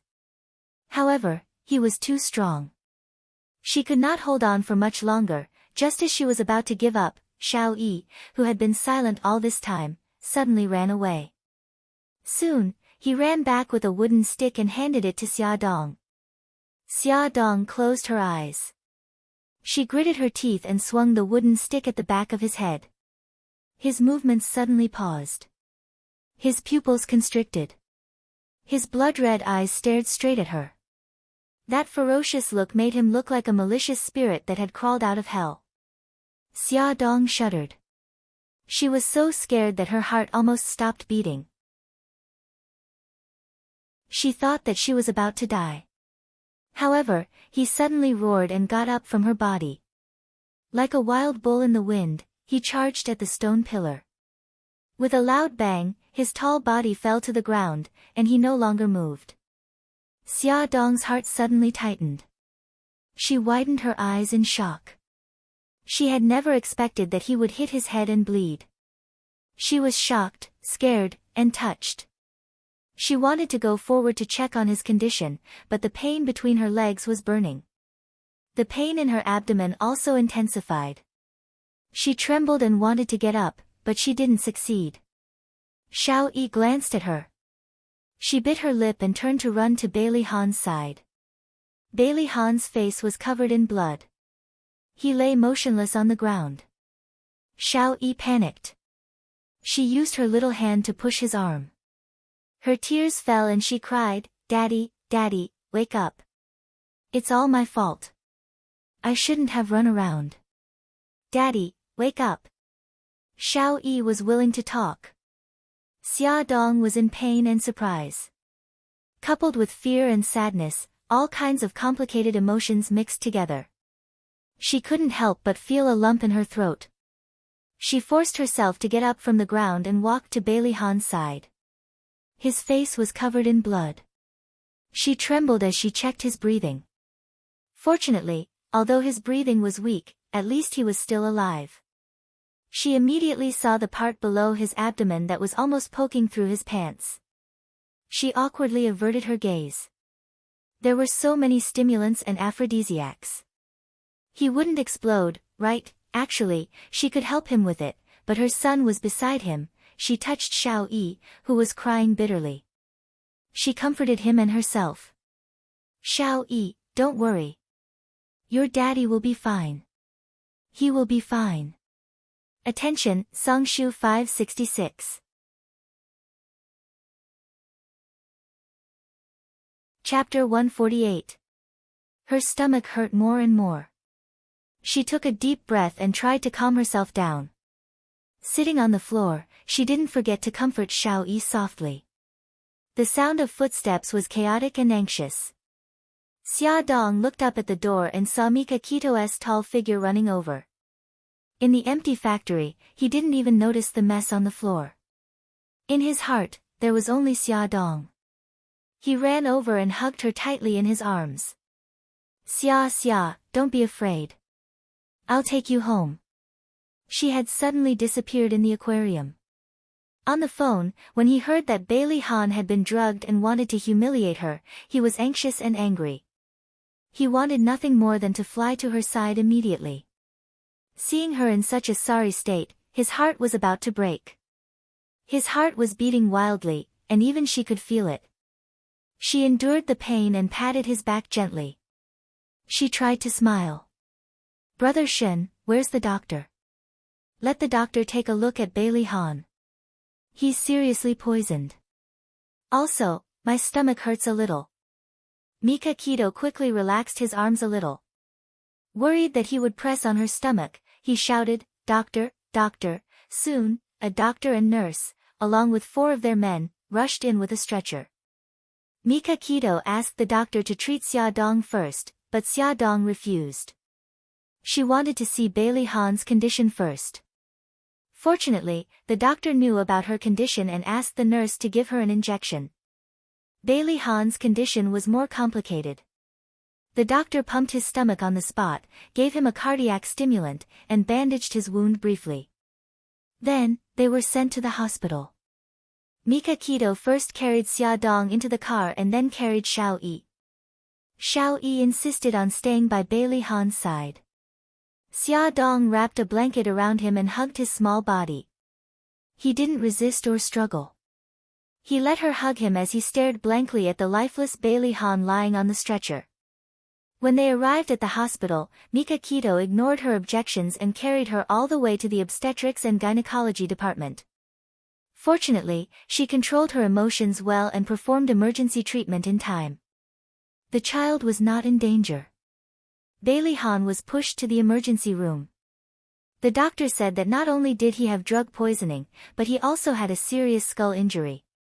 Xia Dong couldn't help but think of the scene when he crashed into the stone pillar. The clear sound of the stone hitting his head kept echoing in her ears. His bloodied face was still in front of her. Her heart ached. She grabbed Mika Kito's arm and asked in a trembling voice, "Brother Shen, will he die?" "No, he won't die." Mika Kito felt his heart ache when he saw her like this. Why wasn't he the first to find her? Why wasn't he the one who protected her when she was in danger? Ever since he came to the hospital, little Wingzy seemed to have regained his usual cold expression. He sat on the bench with his back straight and stared at the emergency room door without blinking.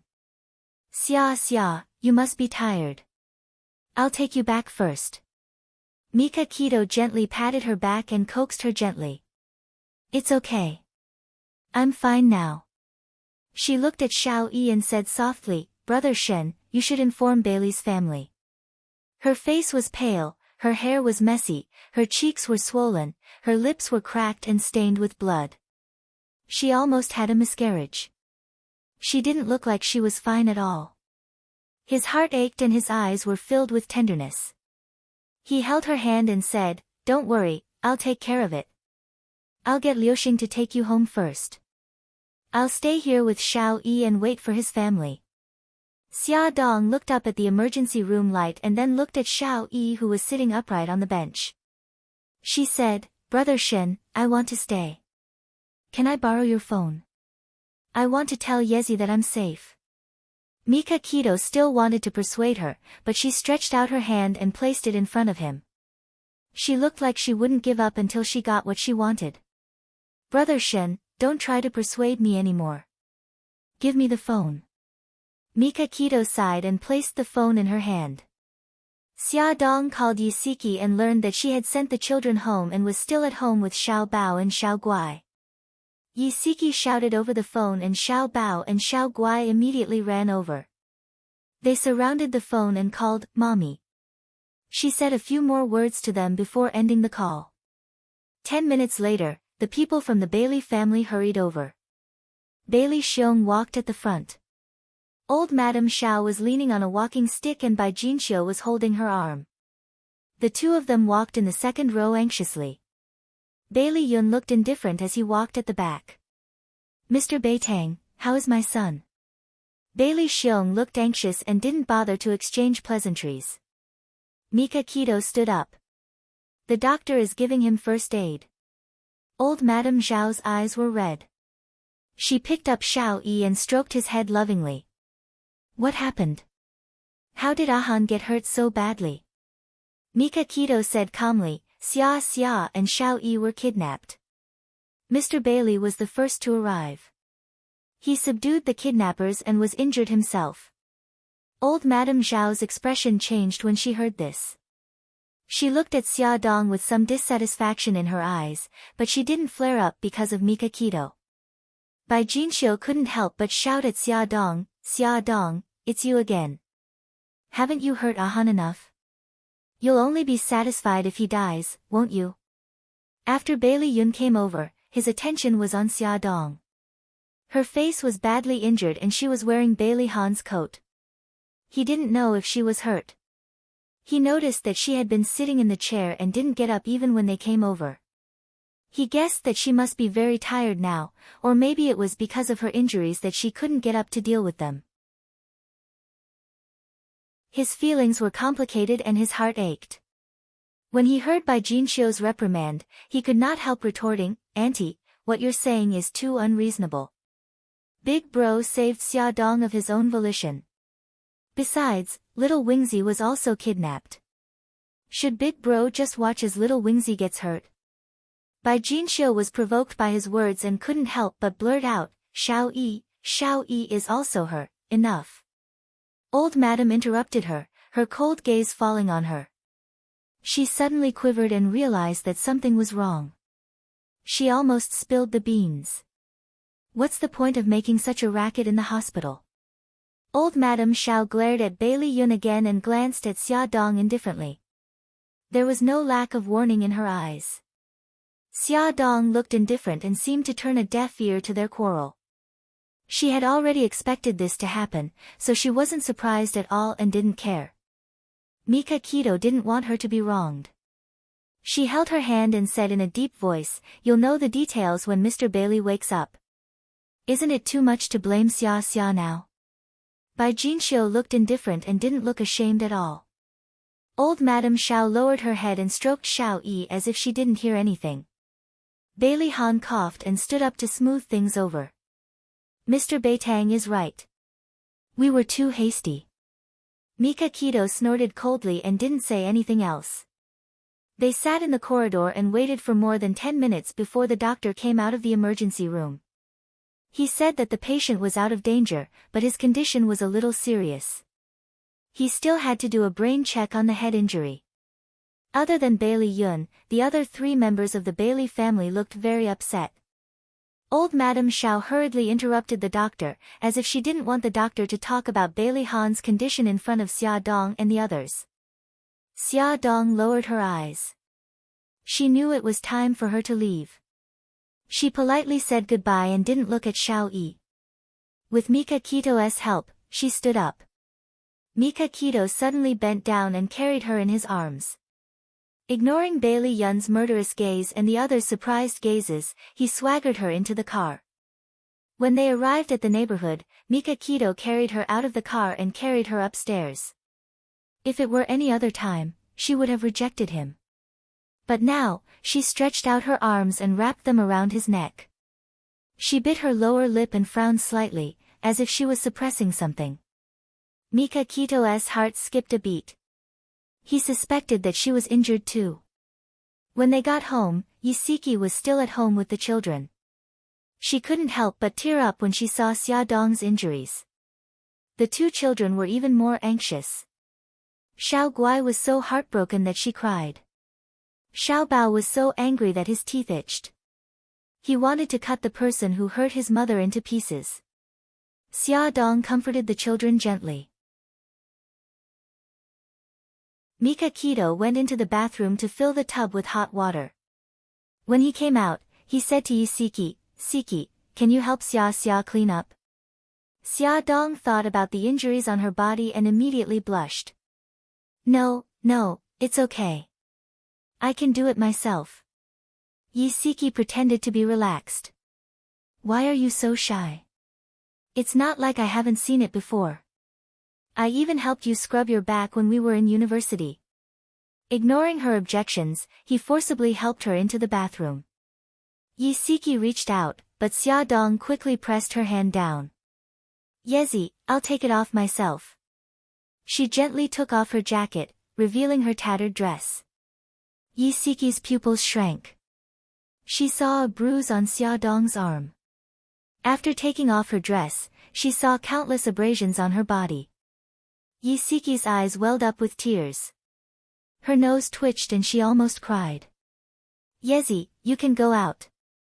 I can do it myself." Xia Dong awkwardly clamped her legs together. When she was taking off her clothes, she noticed that there was a serious abrasions between her legs. Her attempt to cover up made it even more conspicuous. Yisiki noticed the abrasions between her legs, which made it easy for her to guess what had happened. The tears in Yisiki's eyes finally fell. She bit her lip and didn't say a word. She helped Xia Dong into the bathtub, wetted a towel, and wiped her body. Her movements were as gentle as a feather. Xia Dong knew what she was thinking. She reached out and gently held her hand. She said softly, "Yezi, actually, he didn't hurt me. He took so many stimulants and aphrodisiacs. In order not to hurt me, he would rather bang his head against a pillar." Towards the end, her voice choked up. That moment brought her so much shock that even now, when she thought about it, she was still shaken to the core. "Quick, look." Songshu 566.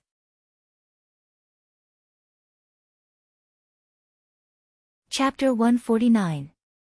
Yisiki froze for a moment. She thought that Bailey Han had hurt Xia, but she didn't expect it to be like this.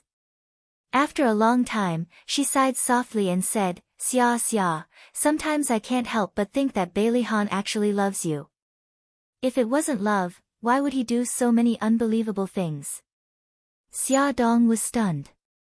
Because of her words, her heart was in a mess. It seemed that he really did treat her differently. The soft wet cloth gently brushed against her shoulder, careful not to touch her wound. The gentle touch pulled her back to reality. She rubbed her forehead and said softly, "The person he loves should be Su Yunqian. They are a match made in heaven." Yisiki sneered as if she had heard a joke. "They are a match made in heaven? Of course not. Let me tell you, 2 days ago, old Lin told me something. Bailey Han and Su Yunqian went to his place for a checkup. Su Yunqian went behind Bailey Han's back and wanted old Lin to lie for her. Lie? What lie? Of course she wanted old Lin to say that she was pregnant. Yi Siki curled her lips in disdain.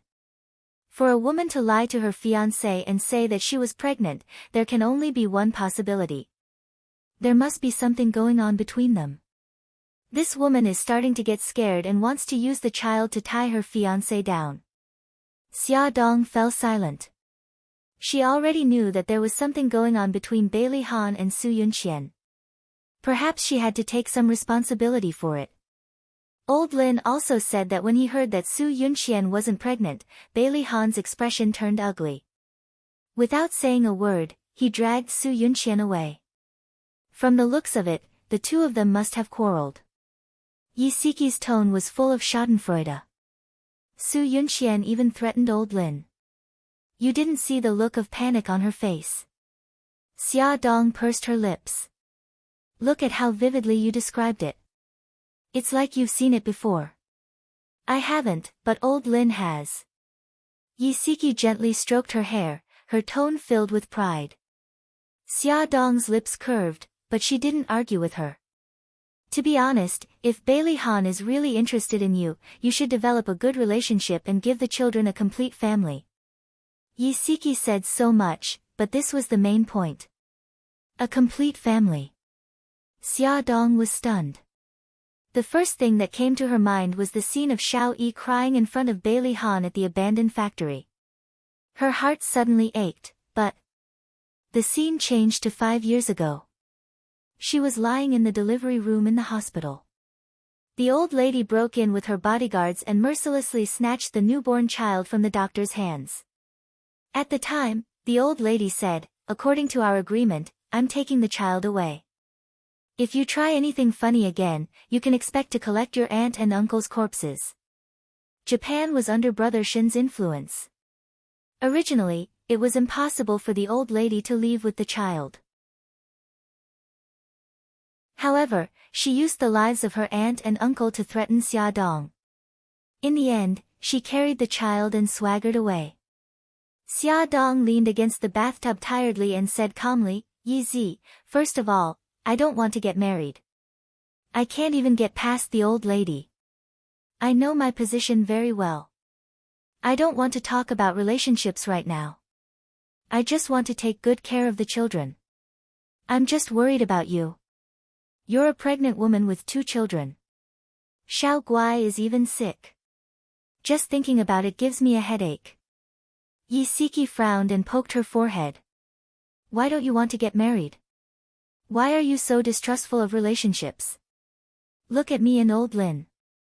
We've been married for 7 years and we're still doing well. Xia Dong laughed. Oh, you've been married for 7 years. I wish you success in getting through the 7-year itch. I have full confidence in old Lin. Yi Siki's face was full of pride. She had always been proud of her husband and trusted him wholeheartedly. All right, my proud Mrs. Lin, my skin is about to fall off because of you. Can you get up now? What Xia Dong didn't say was that the wound on her thigh was stained with water and it hurt even more. Yes, it's fine. Let me help you up. Wait a moment, I'll help you apply medicine. Yi Siki took a clean towel and was about to wipe her wound. Xia Dong quickly snatched it from her. Mrs. Lin, I can do it myself. Please leave us alone for a moment. Yi Siki rolled her eyes. I've seen your entire body. Why are you still shy? Although she said that, she still put the bathrobe in a convenient place and walked out of the bathroom. Xia Dong wrapped herself in the bathrobe. The fabric rubbed against her wound painfully. She frowned and pretended to be normal as she walked out of the bathroom. Mika Kito took the first aid kit and sat on the sofa to wait for her. Yi Siki was nowhere to be seen. Brother Shen, where's Yezi? Xia Dong wiped her wet hair. Mika Kito naturally took the towel from her and gently wiped her wound. She went back first. She said she was going to cook for Lin Shihao and Nyonyo. I'll help you apply medicine later. Xia Dong was speechless. Could she show Brother Shen her wound? That bastard Yezi must have done it on purpose. Yi Siki did it on purpose. She spared no effort to matchmake her best friend and quickly get married. Because she was pregnant, she didn't even use a hairdryer after washing her hair. She let it dry naturally. Mika Kito wiped her hair carefully with the towel. When her hair was almost dry, he combed her hair with his slender fingers. His fingers weaved through her hair. Xia Dong lowered her head in embarrassment, revealing half of her fair neck. Under the soft lighting, she looked even more charming. Mika Kito tucked her long hair behind her ear and said gently, "Okay, let's go back to the room now. I'll apply medicine for you." Xia Dong quickly grabbed his hand that was carrying the first aid kit and smiled awkwardly. "It's okay, Brother Shen. I can do it myself." "You can't do it yourself." Before Yi Siki left, he had specifically told her that she had a wound on her back too. He knew she was shy, but he was more worried about the wound on her back getting infected. "Then I won't do it. It's just a small wound. It's okay." Xia Dong's face was burning. "I'm your older brother. You don't have to worry about so many things." Mika Kito frowned. "Do you want me to carry you or do you want to walk on your own?" Xia Dong pulled a long face. "Brother Shen." Mika Kito was determined. Ignoring her resistance, he bent down and picked her up. Xia Dong sat on her bed while Mika Kito stood beside her bed. His gaze was strong but not lustful. He was as calm and rational as a doctor looking at his patient. "I'll just treat him as a doctor." Xia Dong comforted herself for a long time. In the end, she gritted her teeth and turned her back to him. She slowly pulled open her bathrobe and covered her chest with the blanket. Her snow-white back was covered with bruises and abrasions. Her skin was broken and red, and sticky liquid was flowing out. If it wasn't treated soon, it would get infected. Mika Kito's face was very pale. He took the iodine and tried to disinfect her wound as gently as possible. Although his movements were very gentle, every time the cotton swab touched the wound, it stung. Her body would tremble slightly, and so would his heart. After cleaning the wound on her back, Mika Kito was sweating profusely. His voice was a little low. "Are you hurt anywhere else?" "A little, but I can apply the ointment myself." She wanted to pull up her bathrobe, but he grabbed her wrist. He said softly, "Don't be in a hurry to put it on. The mucus from the wound on your back will stick to the bathrobe. It will be very painful when you take it off. When you sleep tonight, lie on your side. Be careful not to let the blanket touch your wound." "Oh, okay." Xia Dong blushed. She didn't know what to say. He poured out 2 pills and put them on the bedside. Xia, I put some anti-inflammatory medicine on the bedside. Remember to take it later." Okay. Remember to treat the other wounds. I'll make you something to eat." Mika Kito touched her head. His voice was full of tenderness. "What do you want to eat tonight?" "Seafood porridge. Brother Shin's seafood porridge is very delicious." Mika Kito's lips curved into a smile. Xia Dong breathed a sigh of relief when she heard the door close. She got out of bed and locked the door. She took off her bathrobe completely. Her legs were bruised and covered with bruises, especially at the base of her legs, where the skin was scraped. When she disinfected her wound with the iodine, it was so painful that she saw stars. After disinfecting her wound, she applied the special ointment Mika Kito left for her and took the anti-inflammatory medicine.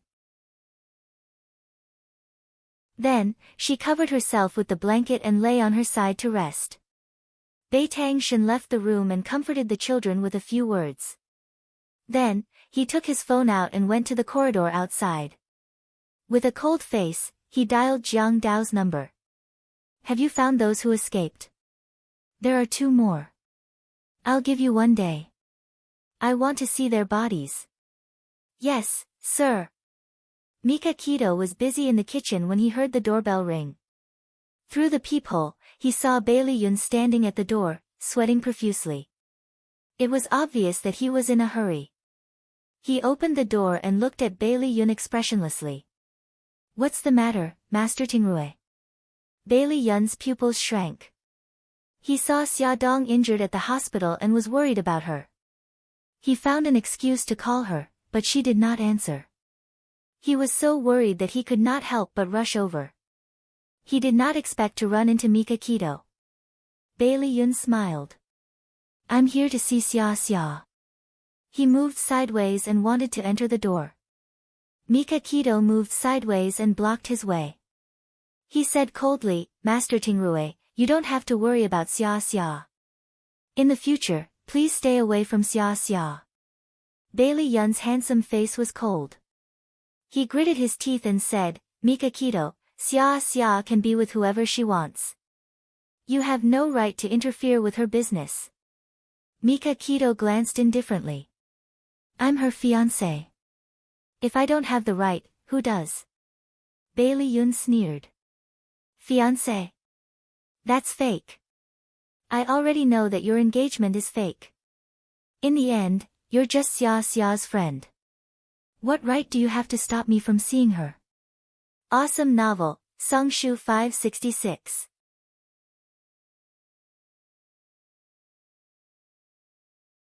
Chapter 150.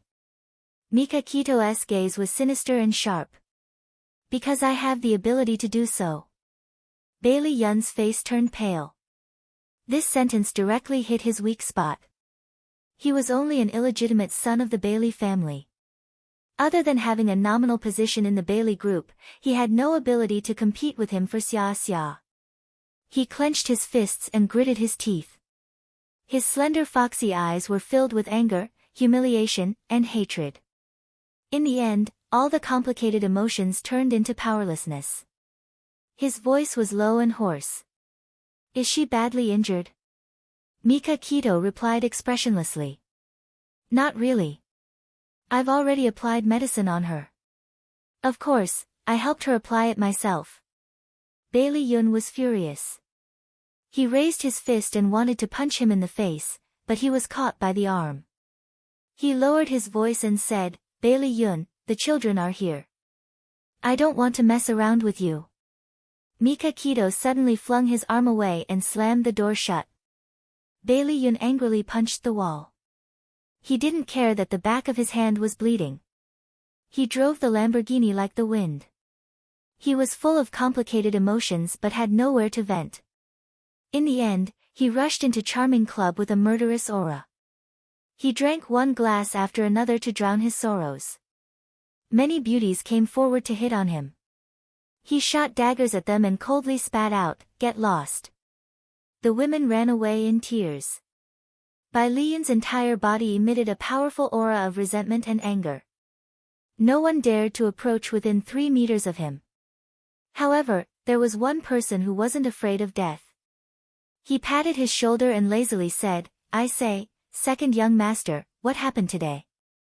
There are broken hearts all over the floor of my bar." Bailey Yun flung Xiao Tianqing's hand away. His foxy eyes were slightly drunk. "Xiao Tianqing, am I a failure as a person?" Xiao Tianqing's sloppy smile froze. "Oh, you've suffered a blow? Why are you suddenly talking about such a heavy topic? Don't play around with me. I want to hear the truth." Bailey Yun picked up another glass of wine and gulped it down. Xiao Tianqing sat down beside him. "You're the object of thousands of women. If this is considered a failure, how can others live?" Bailey Yun smiled bitterly. "So what if others are chasing after you? She's the only one who doesn't care." Xiao Tianqing knew he was talking about Xia Dong. He rubbed his eyebrows. "She is already a member of Mika Keto. I advise you to give up." Bailey Yun drank another glass, and his mind was already in a mess. He laughed out loud.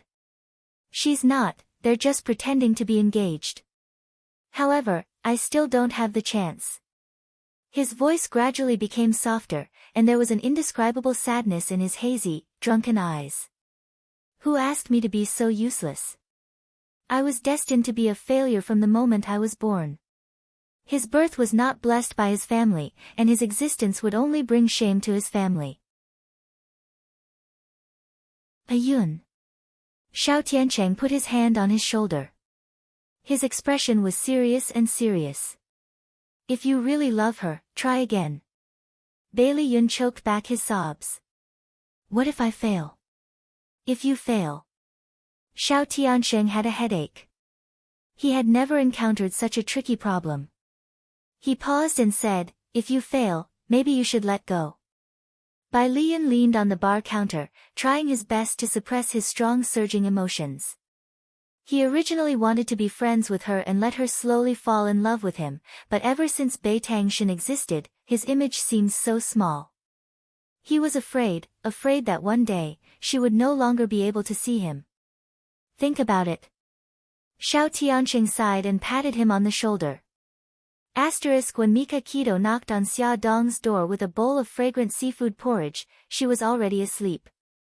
Perhaps because she was too tired, she was in a deep sleep. Mika Keto knocked twice, but no one answered. He turned the doorknob, but it was locked from the inside. He had no choice but to let her sleep on an empty stomach. Xiao Bao and Xiao Guai were sitting in the dining room. On the surface, they were eating at Gigai's, but in fact, they were listening to what was going on over there. When he saw Mika Keto coming back with a bowl, Xiao Bao gritted his teeth and said, Uncle Shen, you have to make the person who hurt Mom pay the price. Mika Keto patted his head. I will. Hurry up and eat before it gets cold. Hospital, VIP ward. Bailey Han was lying among a pile of instruments and tubes.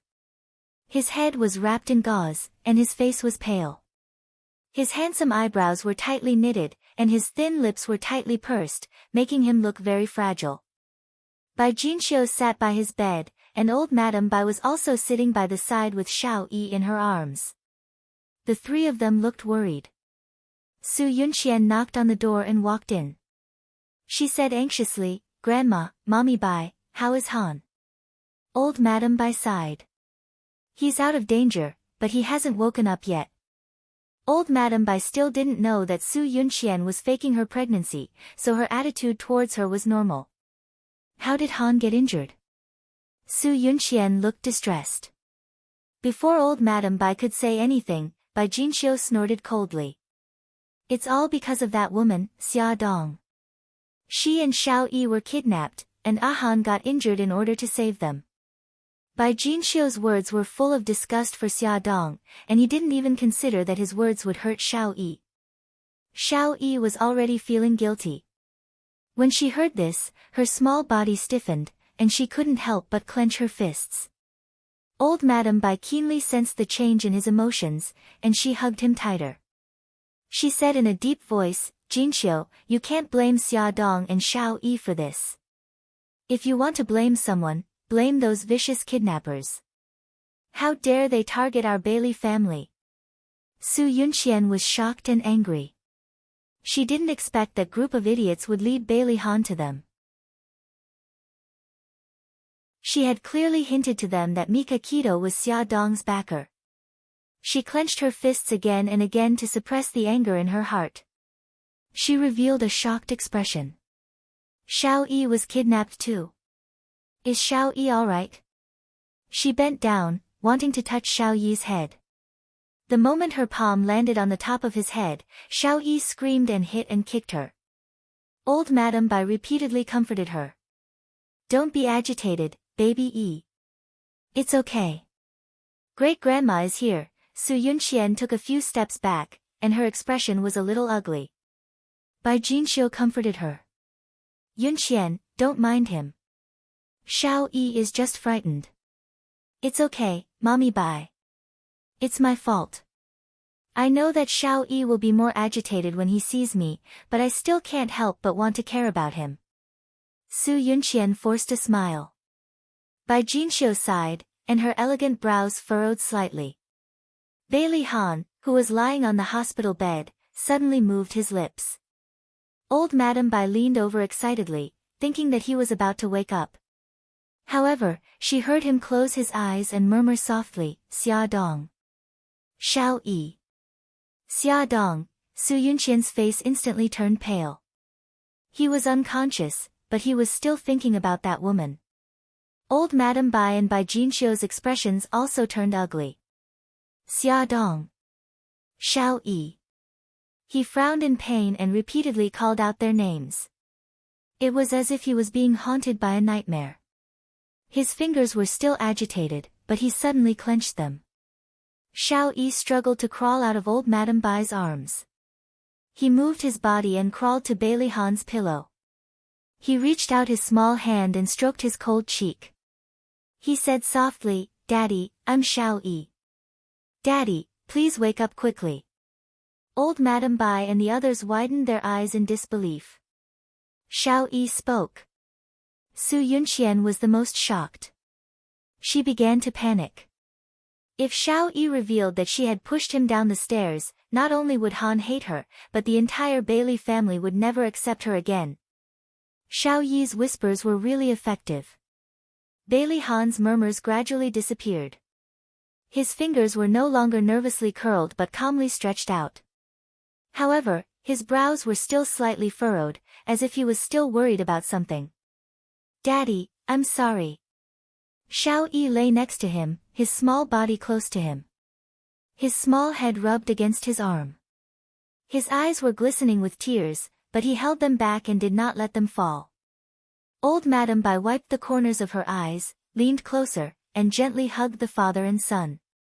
Su Yunqian had been feeling uneasy. Fortunately, after Shao Yi said those 2 words, he did not open his mouth again. Her heart slowly calmed down. At night, Bailey Han still did not wake up. Old Madame Bai wanted to stay and wait for him to wake up. Bailey Xiong, Bai Jinxiu, and the others persuaded her in every way possible. Su Yunqian insisted on staying to accompany him, but as the rich miss, there were many things that she did not know how to do, so she hired a senior nurse. After sleeping in the hospital for a night, Su Yunqian's body was sore all over. After giving the nurse a few instructions, she drove home to take a shower and change her clothes. When she returned to the hospital, old Madame Bai and Shao Yi had already arrived.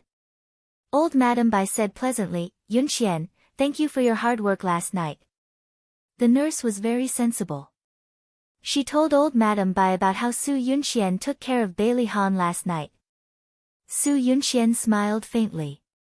Grandma, this is what I should do. I just went home to change my clothes and asked the kitchen to make soup for Han.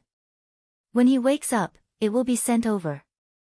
Old Madame Bai nodded in satisfaction. Shao Yi, good morning. Su Yunqian walked 2 steps away and greeted Shao Yi with a smile. Shao Yi stared straight at Bailey Han as if she did not exist. Old Madame Bai said helplessly, Shao Yi only said a few words to Han last night. After returning home, he refused to speak again. This explained why he was ignoring her. Su Yunqian knew that Shao Yi did not tell anyone about her. She was ecstatic. Her eyes moved and she was about to say something when she suddenly heard old Madame Bai's surprised voice. Han, you're awake.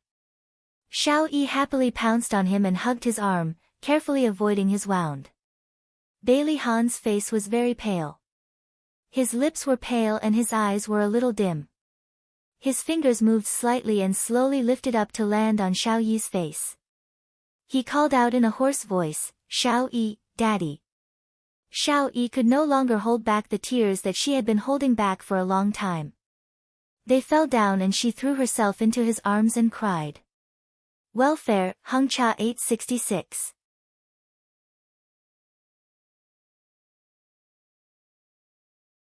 Chapter 151.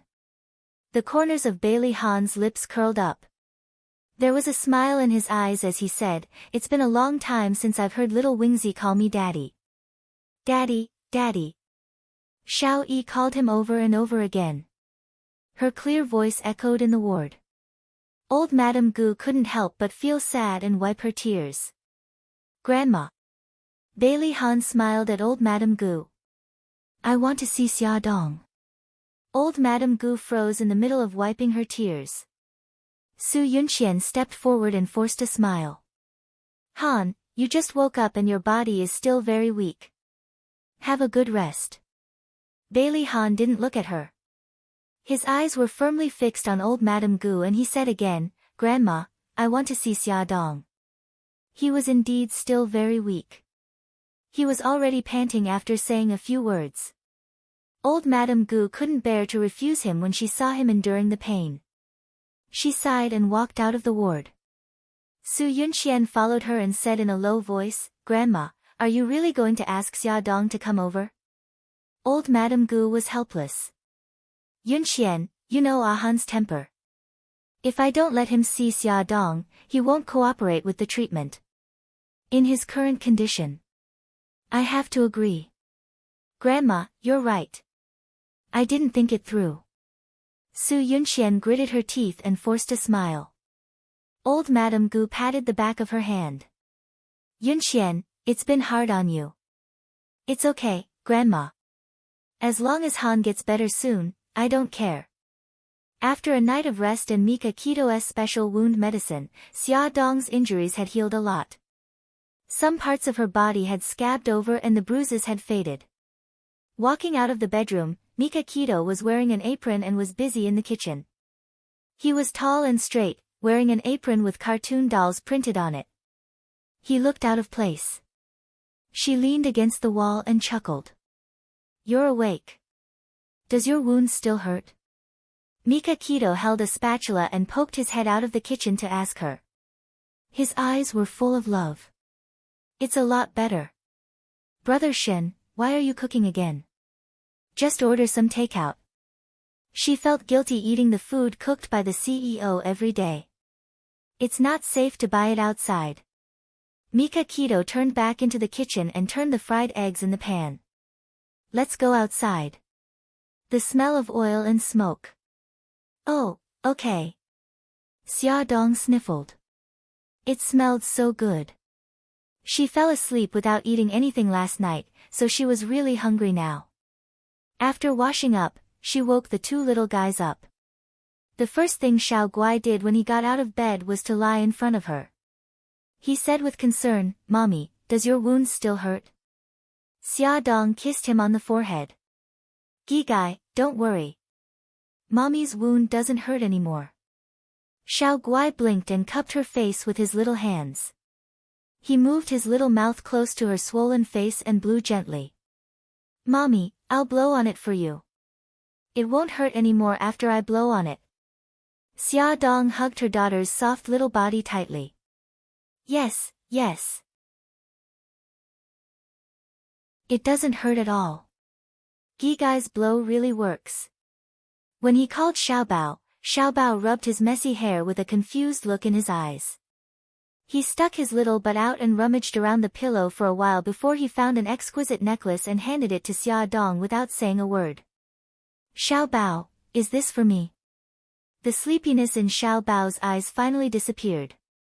He nodded heavily and puffed up his little bun face. Mom, no matter where you go in the future, you have to wear this necklace.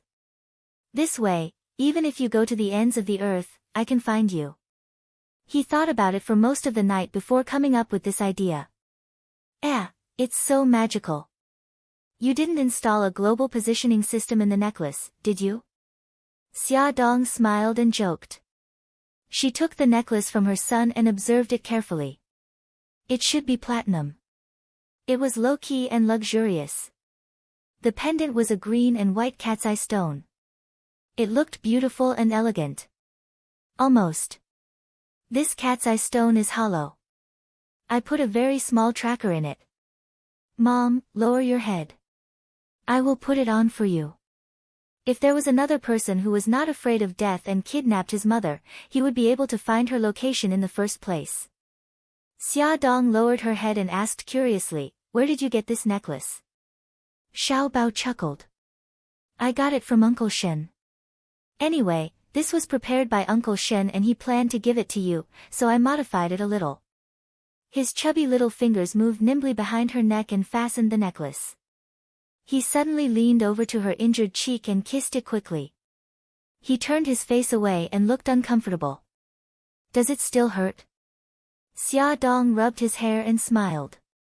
It was still very painful, but it didn't hurt anymore after you kissed it. So, my precious son, why don't you kiss it again? No way. Xiao Bao awkwardly escaped from her arms. His little ears were dyed a light pink. The mother and son came out of the bedroom. Mika Keto was carrying breakfast from the kitchen. He saw the necklace on Xia Dong's neck and smiled. Breakfast is ready. Xiao Bao and Xiao Guai, hurry up and wash up.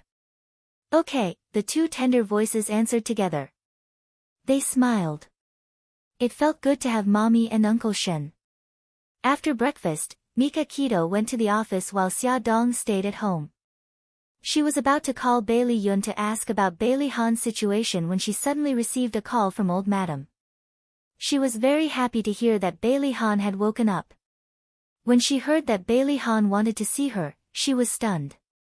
She hesitated for a moment and said, "Old madam, is it inconvenient?" Old madam's tone wasn't very good. "If Han wasn't in a bad condition right now, I wouldn't let you see him. Since I've decided to let you see him, come over." Xia Dong frowned. Anger rose in her heart. She tried hard to suppress it and said calmly, "I understand. I'll be at the hospital in about an hour." Xia Dong changed into a long-sleeve knee-length skirt to cover the scars on her arms and legs. The scars on her body were easy to cover, but the scars on her face were too obvious. She used a curling iron to curl her hair and used all her strength to push her hair forward, covering her slightly red and swollen cheeks. She sent the two children to Yisiki's place to take care of them and then rushed to the hospital. Su Yunqian was also there. She looked at Xia Dong with an extremely cold gaze. Old madam's face darkened. "Since you're here, go in. You should know what to say and what not to say." Xia Dong didn't want to say anything more. She nodded and pushed open the door of the ward. The sunlight shone in through the window and cast a shadow in the middle of the room. Xia Dong stood quietly in front of Bailey Han's bed. Her heart ached as she looked at his pale face. Bailey Han was also looking at her. Although she tried hard to cover it up, he still saw her injured cheeks. She must also be covered in scars where he couldn't see them. Some of them were even caused by him. She said in a hoarse voice, "I'm sorry. If I hadn't implicated you, you wouldn't have become like this."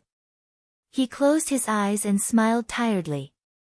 "It's not your fault. Come to think of it, he was the one who had implicated her. If he had done a better job back then, the incident with old Mo wouldn't have happened." He waved his hand and she walked closer. He said softly, "Do the injuries on your body still hurt?" He paused for a moment and his face turned slightly pink. Did I hurt the child in your stomach?" Xia Dong knew what he was referring to. Her face heated up and she looked down uncomfortably. "No, it's okay. The child is fine." He was full of guilt and said softly, "I'm sorry. I almost hurt you." Xia Dong's nose twitched and she burst into tears. "You scared me to death. Do you know that you almost killed yourself?" He smiled. "I didn't want to hurt you." If he hadn't sobered up at the last moment, he really didn't dare to imagine what kind of terrible consequences it would have caused. Xia Dong's heart skipped a beat. She bit her lip and tried to control her emotions. "Thank you," there was a gentle smile in his eyes. She tried to say something happy. Xiao Yi spoke. "When you were unconscious, he hugged you and cried very sadly." He chuckled. "I know. If it wasn't for his cries, I might still be unconscious." His face was pale. It was obvious that he was forcing himself to talk to her. She smiled and said, "Mr. Bailey, have a good rest. I'll come and see you another day." Bailey Han suddenly grabbed her wrist. "Call me Bailey Han." Compared to a polite address, he was more willing to hear her call him by his full name when she was flustered and exasperated. It gave him a familiar sense of closeness. She wanted to struggle, but she was afraid that it would affect his wound, so she could only let him hold her. His dark eyes stared at her, containing many things that she couldn't understand. She compromised. Bailey Han, let go of me. If old Madam and Su Yunqian saw this, she wouldn't be able to explain herself. He slowly let go of her. I'll leave first. Have a good rest. She walked to the door. Before she opened it, his tired voice suddenly came from behind. Xia Dong, did we know each other before? Her outstretched hand froze. With her back facing him, she asked, why do you ask? He was already very tired after talking so much. He took a deep breath and said, when I was unconscious, I had many dreams. In my dreams, there was you and me. We seemed to be very familiar with each other. The dreams were also very real, as if it had happened before. She dug her fingers into her palms. What did you dream of? I don't remember. He actually only remembered one scene. He was carrying her in his arms as they walked through the forest. It was raining heavily, and she was leaning on his chest like a weak kitten. He could even clearly remember how he felt at that time. The joy of finding something he had lost, the worry, and the love that was so thick that it couldn't be dissolved. She closed her eyes and said lightly, no, we didn't know each other before. That was the first time we met at the ERC press conference. He said slowly, I still remember that you approached me several times and said that you needed my help. You even said that you didn't come back to disturb me on purpose. The way you spoke was like an old acquaintance. Come and see, Hung Cha 866.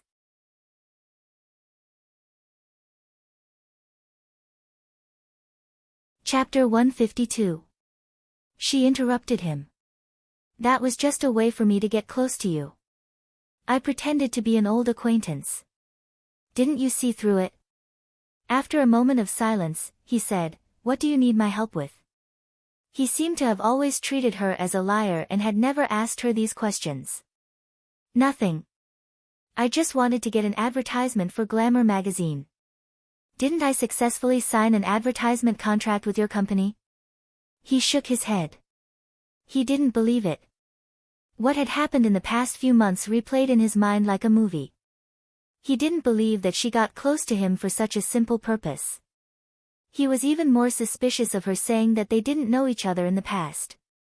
However, he didn't have the energy to confront her now. I'll leave first. Xia Dong didn't want to say anything more. She opened the door and walked out. Old Madame Dowager and Su Yunqian were sitting in the corridor. When they saw her come out, their eyes fell on her at the same time. Xia Dong nodded at them. He's tired. I'll leave first. She didn't wait for them to answer and left directly. She was also very tired and didn't want to pretend to be polite to them. Old Madame Dowager and Su Yunqian had different expressions. After a moment of silence, Old Madame Dowager said, Yunqian, you've been tired all night. Go back and rest first. No, Grandma. I'm fine. I want to stay and take care of Han. Even if you can bear it, the child in your belly can't. Listen to me and go back to rest. Old Madame Dowager's unintentional words made Su Yunqian's body stiffen and her face turn pale. What's wrong? Did something happen? Old Madame Dowager looked concerned. Su Yunqian covered her mouth and sobbed softly. Grandma, I'm sorry.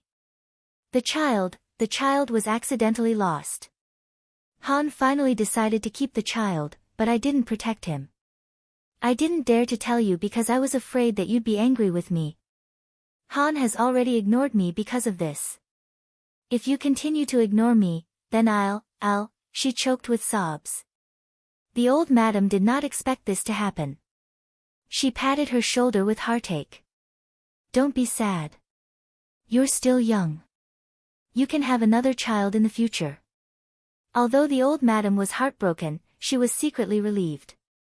Xiao Yi's condition was gradually improving, and she was very sensitive to Yunqian. If she knew that Yun Qian had a child, she might be agitated. Now that the child was gone, it could be considered a good thing. Su Yunxian wiped the tears from the corners of her eyes with a handkerchief. Grandma, can I ask you for a favor? If there's anything, just say it. I want to ask you not to tell Mommy Bai and the others about my pregnancy and the loss of my child. Also, don't mention this in front of Han.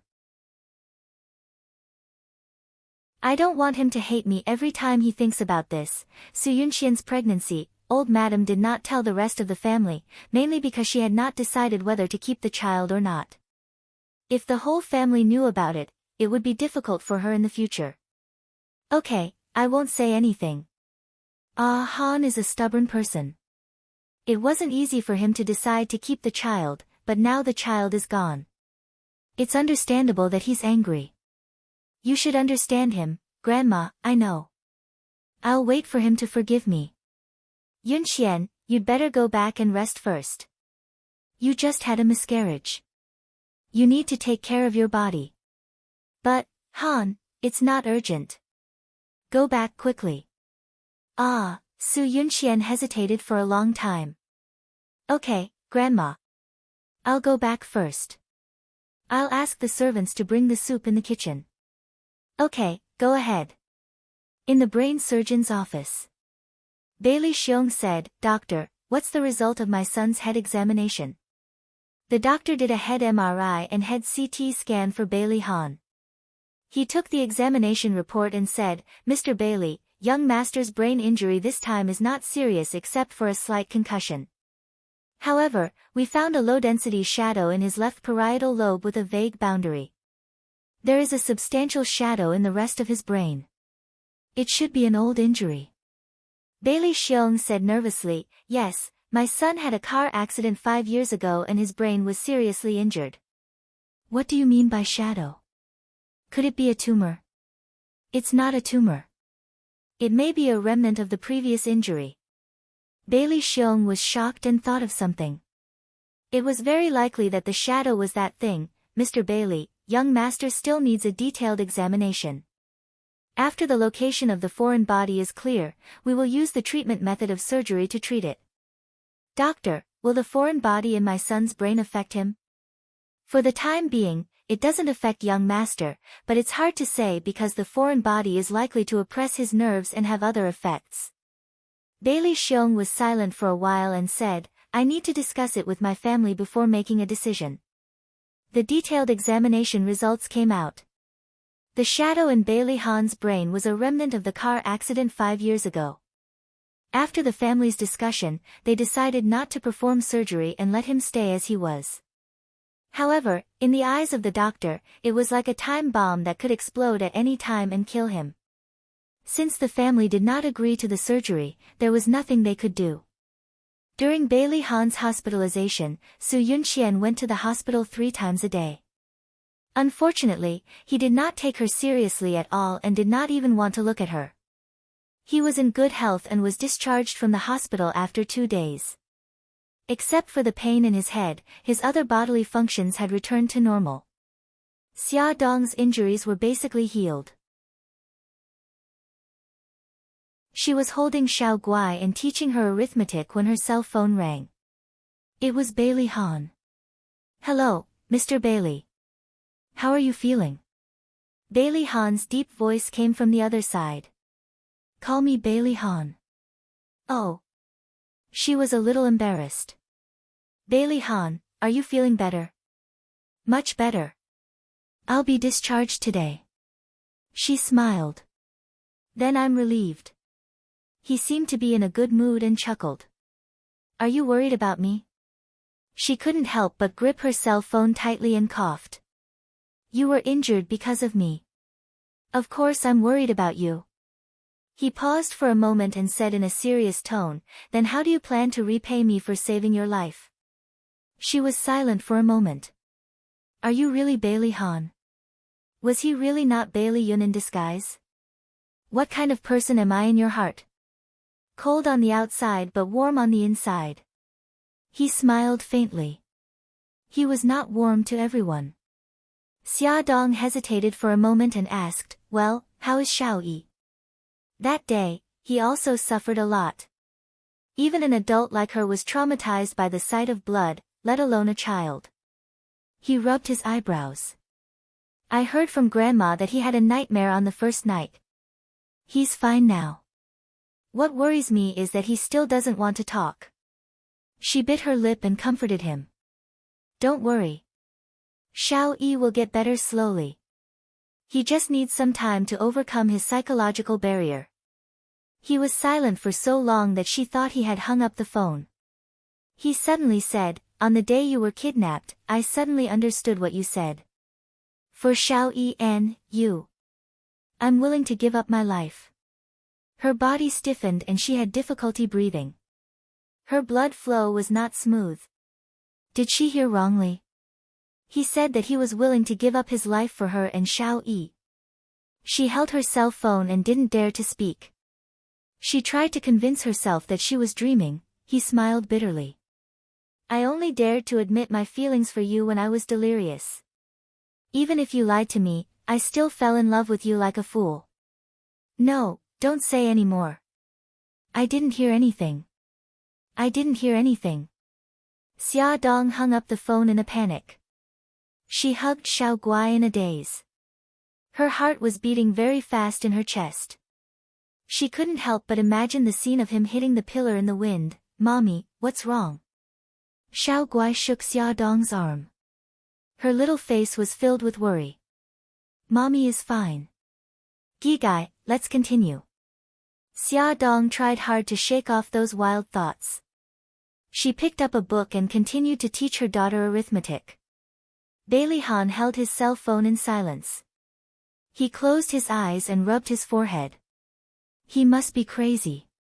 He knew it was impossible between them, but he still wanted to tell her his feelings for her. She was Mika Kito's woman.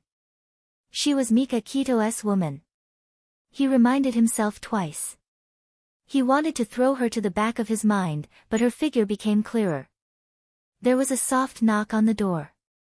He said, "Come in." Lin Yi walked in. "Mr. Bailey, are you okay?" Bailey Han extended his hand and gestured for him to sit. "I'm fine now. Dr. Lin, I invited you here to ask you something.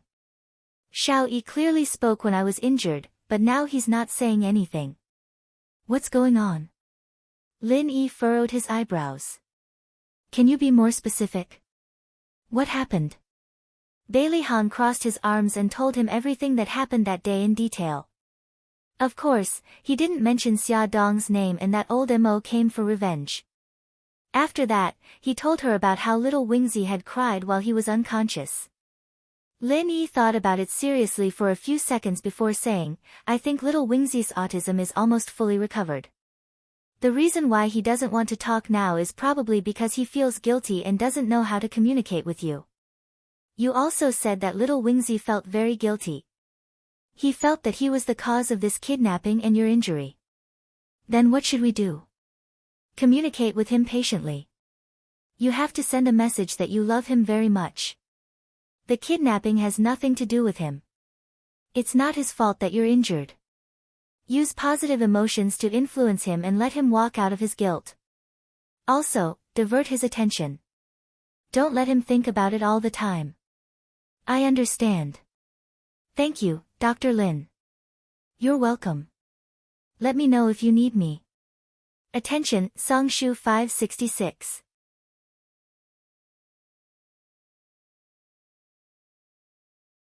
Chapter 153. When he sent Lin Yi downstairs, Bailey Han saw Xiao Yi open the door and poke his head out. His eyes flashed as soon as he saw them. He quickly returned to his room and closed the door with a bang. How could he get rid of his psychological barrier? Bailey Han rubbed his eyebrows and thought. Bailey Han told the whole family about Lin Yi's suggestion. They resolutely carried out a series of measures. They never mentioned the kidnapping and took extra care of Xiao Yi. Bailey Han didn't go to the company either. He accompanied him every day. Lu Zihao reported to him on the phone and important documents were sent home for his approval. He and little Wingsy bathed Lil P together. Because the young master had no experience in bathing pets, Lil P became uncomfortable. Lil P shook its fur angrily, causing the two of them to be drenched in water. With their faces full of water droplets, they went upstairs to change their clothes with the same serious expression. The servants who were hiding and peeking all covered their mouths and laughed wildly. They sat cross-legged on the floor and played video games or go together. Bailey Han also taught Xiao Yi how to swim, how to shoot darts, and took him to ride the roller coaster. In short, he would bring little Wingsy along to experience any games that children played. At night, when he was lying in bed, he would take out books such as How to Play with Children and How to Be a Good Father from under his pillow and study them. The results of playing with his son were obvious. His son no longer avoided his gaze and would smile brightly at him. He was no longer like a little old man with a straight face all day. Unfortunately, his son still refused to speak. He had the patience to cure his son, but Lu Zihao couldn't take it anymore. Lu Zihao was about to cry. It had been a week, a whole week. As the CEO of Xinghao Group, he didn't go to the company but stayed at home with his son. There were a lot of rumors in the company and a lot of problems had piled up in various departments. CEO, please, hurry back to the company. Lu Zihao almost hugged Bailey Han's leg and cried. I know, I'll go to work tomorrow. Bailey Han knew that it wasn't easy for Lu Zihao to withstand the pressure from the board of directors for so long. Bailey Han thought for a while and called Xia Dong. Xia Dong, I have to go back to work tomorrow. Can you bring Xiao Bao over to visit Xiao Yi? Is it inconvenient? Madam doesn't seem to want us to contact with Xiao Yi. Besides, he's almost recovered. Xia Dong's head hurt. She had a headache. She wanted to see Xiao Yi, but Madam hated her because of Bailey Han's injury. Would she still allow her to bring Xiao Bao to visit Xiao Yi? Moreover, she didn't dare to see Xiao Yi. Han didn't want to see him again. I'll take care of Grandma. It's precisely because little Wingsy has already made great progress that I don't want to fail at the last step. With little treasure here, I'm very relieved. His voice was calm and rational, without a trace of selfishness, causing her to gradually lower her guard. Okay then, if you can convince Madam. Wait for my news. This time, it wasn't difficult to convince Madam. She only had one condition. Han, you've neglected Yunqian for so long. No matter how angry you are, it's time to let it go. If you want me to agree, that's fine. From today onwards, you and Yunqian will resume contact. You're not allowed to refuse her calls, and you're not allowed to shut her out. Okay, no problem. It was just resuming contact. This was simple. Madam wasn't easy to deal with. Call her right now and invite her over for dinner tonight. Okay.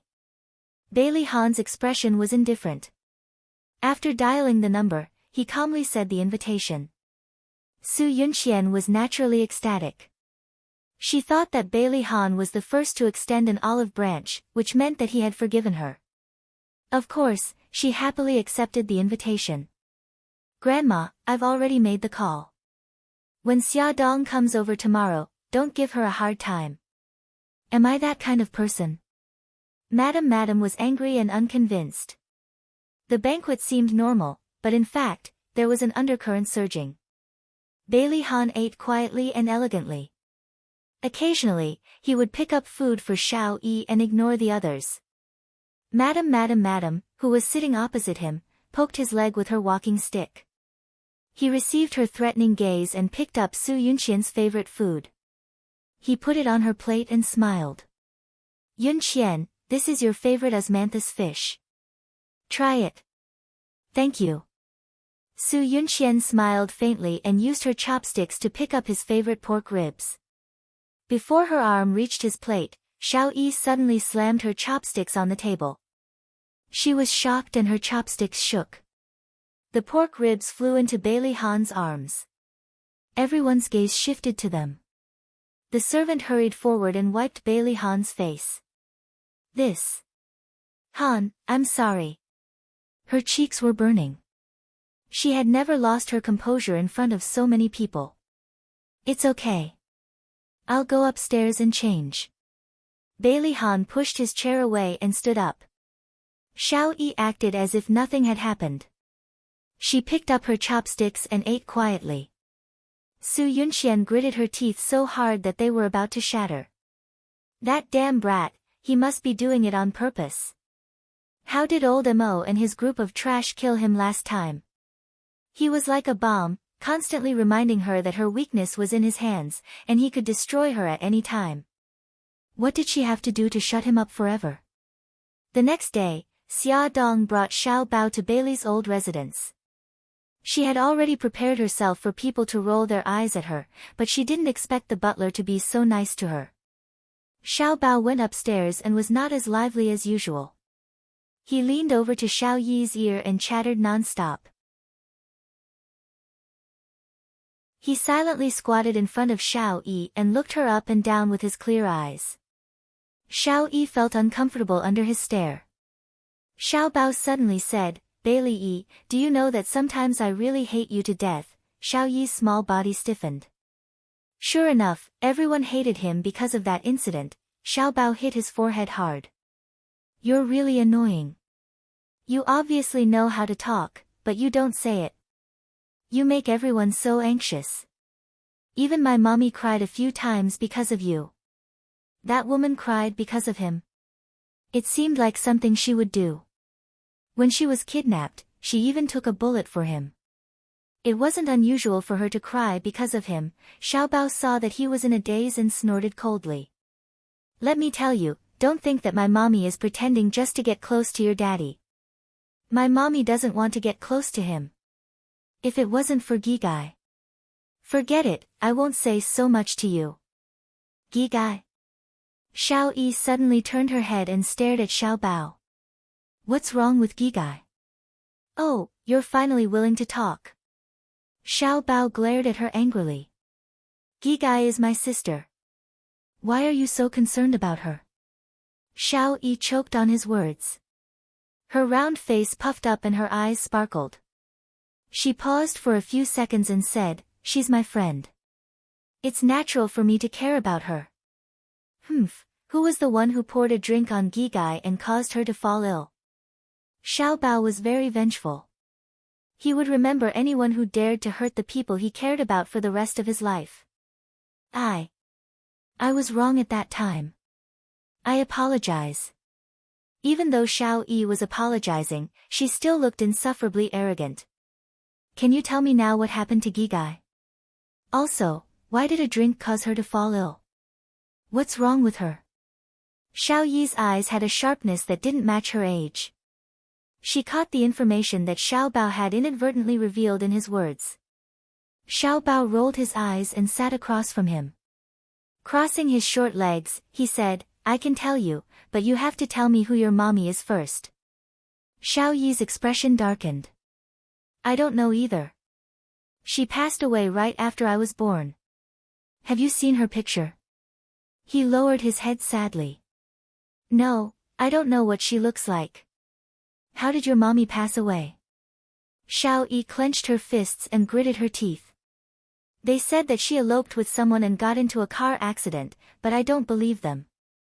I think she's still alive. Xiao Bao didn't know how to comfort him. He patted his little shoulder and changed the question. Bailey Yi, how old are you this year? Xiao Yi stared at him. Why are you asking this? His mind jumped too quickly. Don't worry about it. Just tell me the answer. Xiao Bao had always been brooding over the fact that Bailey Han had abandoned the three of them and had a child with someone else. Therefore, he really wanted to find out who Bailey Han had given birth to Bailey Yi and when he had started to betray his mother. Xiao Yi thought of his condition and answered reluctantly, 4.5 years old. Xiao Bao's pupils shrank. He and Xiao Guai were also 4.5 years old.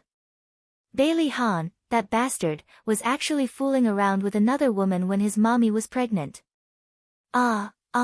He was so angry. He gritted his teeth and asked, Then what's your birthday? The 6th of February. Xiao Bao was petrified. The 6th of February. His and Xiao Guai's birthdays were also on the 6th of February. Boo-hoo, he was going to kill that bastard Bailey Han. No one was going to stop him. Xiao Bao suddenly jumped up from the ground. With a fierce expression, he walked out without a word. Xiao Yi was dumbfounded and called out to him, "Hey, where are you going?" Xiao Bao turned around and bared his teeth sinisterly. "I'm going to kill Bailey Han." Xiao Yi was stunned at first. Then, he held his stomach and laughed heartily. Still not satisfied, he lay on the ground and copied Xiao Bao's old actions. He rolled and laughed like a happy puppy. Xiao Bao's face darkened. He was actually being laughed at by this annoying guy. The corners of his mouth twitched. "Stop laughing. Ha ha ha." Xiao Yi seemed to want to make up for all the laughter he hadn't used in the past 4 years. He rolled around on the ground happily. Xiao Bao was completely enraged. His eyes were round and round. "Fine, keep laughing. Don't think that I'll tell you about Xiao Guai." Xiao Yi stopped laughing and turned around to sit up. He raised his little chin and his eyes were full of disdain. "Xia Xiao Bao, you're not a man. You don't keep your word. I despise you." Beauty novel, Songshu 566.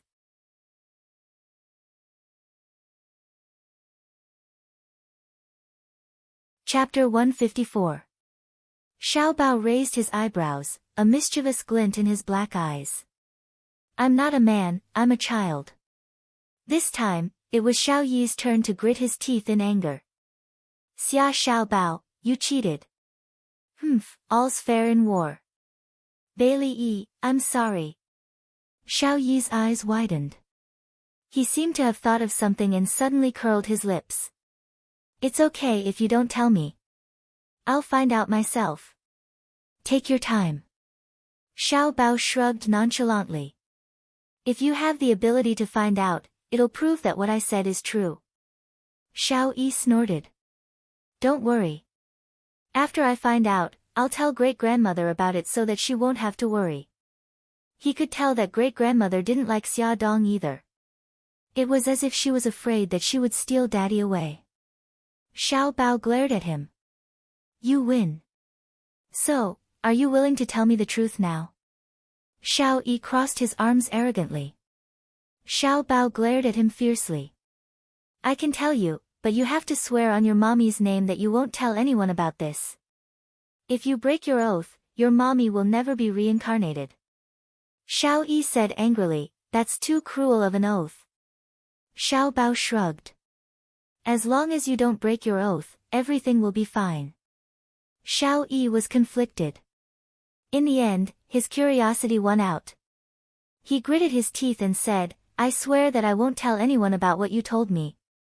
Otherwise, my mommy will never be reincarnated." "Okay, you can tell me now." "Humph, very good. You have to remember your oath." Xiao Bao patted his shoulder in satisfaction. This is what happened. Xiao Bao only talked about his sister's illness and how his mother had no choice but to give birth to a child with the same blood as Gigai to save Gigai. As smart as Bailey Yi was, he immediately reacted. His eyes widened in disbelief. "So, you and Xiao Guai are also daddy's children?" "That's right." Xiao Bao pouted in disdain. "But I won't acknowledge him. He abandoned the 3 of us and even had you with another woman. He's so despicable." Xiao Yi didn't recover from the huge shock for a long time. He stared blankly at the floor. His daddy actually had 2 children with another woman. "Hey, are you stupid?" Xiao Bao poked his arm with his finger. "You've already sworn that you won't tell anyone. Do you hear me?" No, that's impossible." Xiao Yi grabbed his hair angrily. "Didn't you say that your daddy is Mika Keto?" Xiao Bao rolled his eyes. "I was lying to you. If my daddy is Uncle Shen, I have no reason not to take his surname." "You're lying to me. You must be lying to me." Xia Xiaobao, I won't believe you. Xiaobao sneered. I'm lying to you. What's the benefit of lying to you? Let me tell you, I've never liked you because your mother seduced Bailey Han and made him abandon my mother. No, that's not it. My mother isn't that kind of person. Daddy must know my mother first. Xia Xiaobao, you're not allowed to speak ill of my mother. Whether you believe it or not, that's what happened. Xiaobao didn't back down and stared into his eyes. Xiao Yi rushed up angrily and grabbed Xiaobao's collar. The two little guys wrestled with each other. Bailey Yi, I'm warning you. Don't hit my face. Xia Xiaobao, don't grab my hair. Let go of me. The two of them fought for more than 10 minutes before they finally got tired. They grabbed each other's necks and lay on the floor, panting. Bailey Yi, let go. You let go first. Let's let go together. I'll count to 3.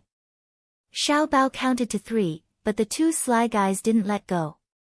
They were still grabbing each other's necks. If you don't let go, I'll suffocate to death. I'll count to 3 again. Okay, Xia Xiaobao, don't play any more tricks. Xiaobao's little face was red from suffocation. He counted to 3 again. This time, the two of them let go at the same time.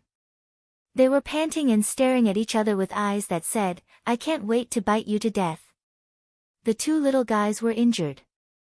Xiaobao took a punch to the cheek. Xiao Yi's hair was a mess, and there was a bunch of hair on the floor that had been thrown away. Their clothes were messy and they were in a sorry state. After a few minutes, the two of them calmed down. Xiao Yi was still immersed in the huge blow. She gritted her teeth and said, if you and Xiao Guai were daddy's children, wouldn't you want to acknowledge him? Xiaobao sneered, I won't acknowledge someone who abandoned me. As for Xiao Guai, she doesn't even know who daddy is. She also doesn't know what illness she has. So don't let it slip in the future. Xiao Yi was stunned. After a while, she asked, is Xiao Guai's illness serious? Xiao Bao's expression became serious. It's serious. It's very serious. Otherwise, my mommy wouldn't have been so desperate to get close to your daddy. Xiao Yi fell silent. She turned her back to Xiao Bao and curled her little body up. She still couldn't accept this. Xiao Bao suddenly felt sorry for her when she saw how lonely she looked. She hesitated for a few seconds, reached out, and patted her on the shoulder. She said softly, don't worry. Xiao Guai and I won't fight over your daddy. Just pretend you never heard about this. But you have to treat my mommy better in the future. Even if it's because she's been so nice to you, you have to treat her a little better. Xiao Yi hugged his knees tightly and curled himself into a ball. His clear eyes gradually became misty. He bit his lip tightly and held back the tears that were about to come. Bailey Yi, I'm leaving. Don't pretend to be autistic. Hurry up and get better. Don't let your family worry anymore. Xiao Bao got up from the ground and looked down at him like an adult. How did you know I was pretending? Xiao Yi's voice was a little choked up. Xiao Bao rolled her eyes. Did you forget that I worked with you and asked you to pretend to be sick? Who knew that you were such a genius that you pretended to be autistic? Although you pretended to be autistic, I knew you had an ulterior motive. So, I observed you and found a small loophole. What loophole? It's because you treated me differently. Speaking of this, Xiao Bao became angry. The last time I brought Gigai to see you, you gave Gigai the pastries she liked, but you gave me the peanut butter that I hate. You must have done it on purpose. Which autistic child would be so scheming? Xiao Yi was silent. He was right. I did do it on purpose. Xiao Bao walked to the door and suddenly heard Xiao Yi's muffled voice from behind. Why is your mommy so nice to me? Xiao Bao blinked his large eyes. My mommy is kind. My mommy said that you are a child without a mommy. Although you have a bad temper, you are actually very pitiful. You yearn for a mother's love and friends, so she treats you very well. He snorted. She treats you so well that even I, her biological son, am jealous. Xiao Bao spoke casually, but Xiao Yi listened attentively. His body stiffened and his heart started to beat wildly. A bold idea popped into his mind. He was so excited that his voice trembled. Xia Xiao Bao, is it possible that she is actually my mommy too? Xiao Bao's delicate eyebrows shot up. He widened his eyes and said angrily, what do you mean? Are you trying to steal my mommy? Roar, this damn annoying person. Did he eat a leopard's guts? No. Little Wingzy abruptly sat up, his eyes flashing with fanaticism. How old are you? When is your birthday? Xiao Bao's eyes narrowed. Same as you. 4.5 years old. My birthday is on the 6th of February. Xiao Yi suddenly rushed over and placed both hands on his shoulders. Isn't it obvious? We were both born on the same day. She cares about me and even took a bullet for me. If she isn't my mommy, why would she do that? What did you say? My mommy took a bullet for you? Xiao Bao was shocked. His eyes widened in disbelief. No, that's impossible, Xiao Yi nodded vigorously. When we were kidnapped, she stopped the kidnappers from hurting me many times. Also, I keep feeling that there's something wrong with the way she looks at me. It's like she's very sad. No, I don't believe it. Xiao Bao had always believed that Bailey Han abandoned his mommy and had Bailey Yi with another woman. Now that the plot had been reversed, it was destroying his belief. Xiao Bao violently pushed Xiao Yi away. It was as if he was being chased by a ferocious beast. He ran out of his room in a panic. Xiao Yi stared blankly at the empty doorway. After the shock and excitement, it was followed by endless pain. His little face was filled with grief. If she really was his mommy, why would she abandon him? Why? Xiao Bao, what's wrong? Xia Dong suddenly stood up from the sofa. She looked in shock at Xiao Bao, who was running down the stairs. His handsome little face was covered in tears. Xiao Bao threw himself at her. She quickly bent down and picked him up. Baby, what's wrong? Are you feeling unwell? Quick, tell mommy. Xiao Bao looked at her anxious expression and burst into tears. She had never seen him cry so sadly. Her heart ached as well. She stroked his weak back to comfort him. Baby, it's okay. It's okay. Mommy is here.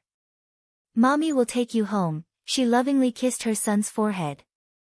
Ignoring the servant's curious gazes, she smiled apologetically at the butler. I'm sorry. Baby isn't feeling well. I'll take him home first. The butler thought that Xiao Bao had an argument with his young master. He bowed politely.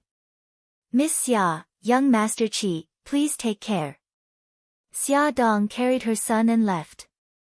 She didn't know that Xiao Yi was standing at the top of the stairs, looking at their backs with an expressionless face. Xiao Bao curled up in her arms. He was crying so hard that his tears soaked her clothes. She placed him in the front passenger seat. She pulled out a tissue and gently wiped the tears from his face. She said gently, Baby, tell mommy what happened. Xiao Bao gradually stopped crying. He raised his little face. His large eyes were still filled with tears. Mommy, is Xiao Yi also your child? Add, Hengcha 866.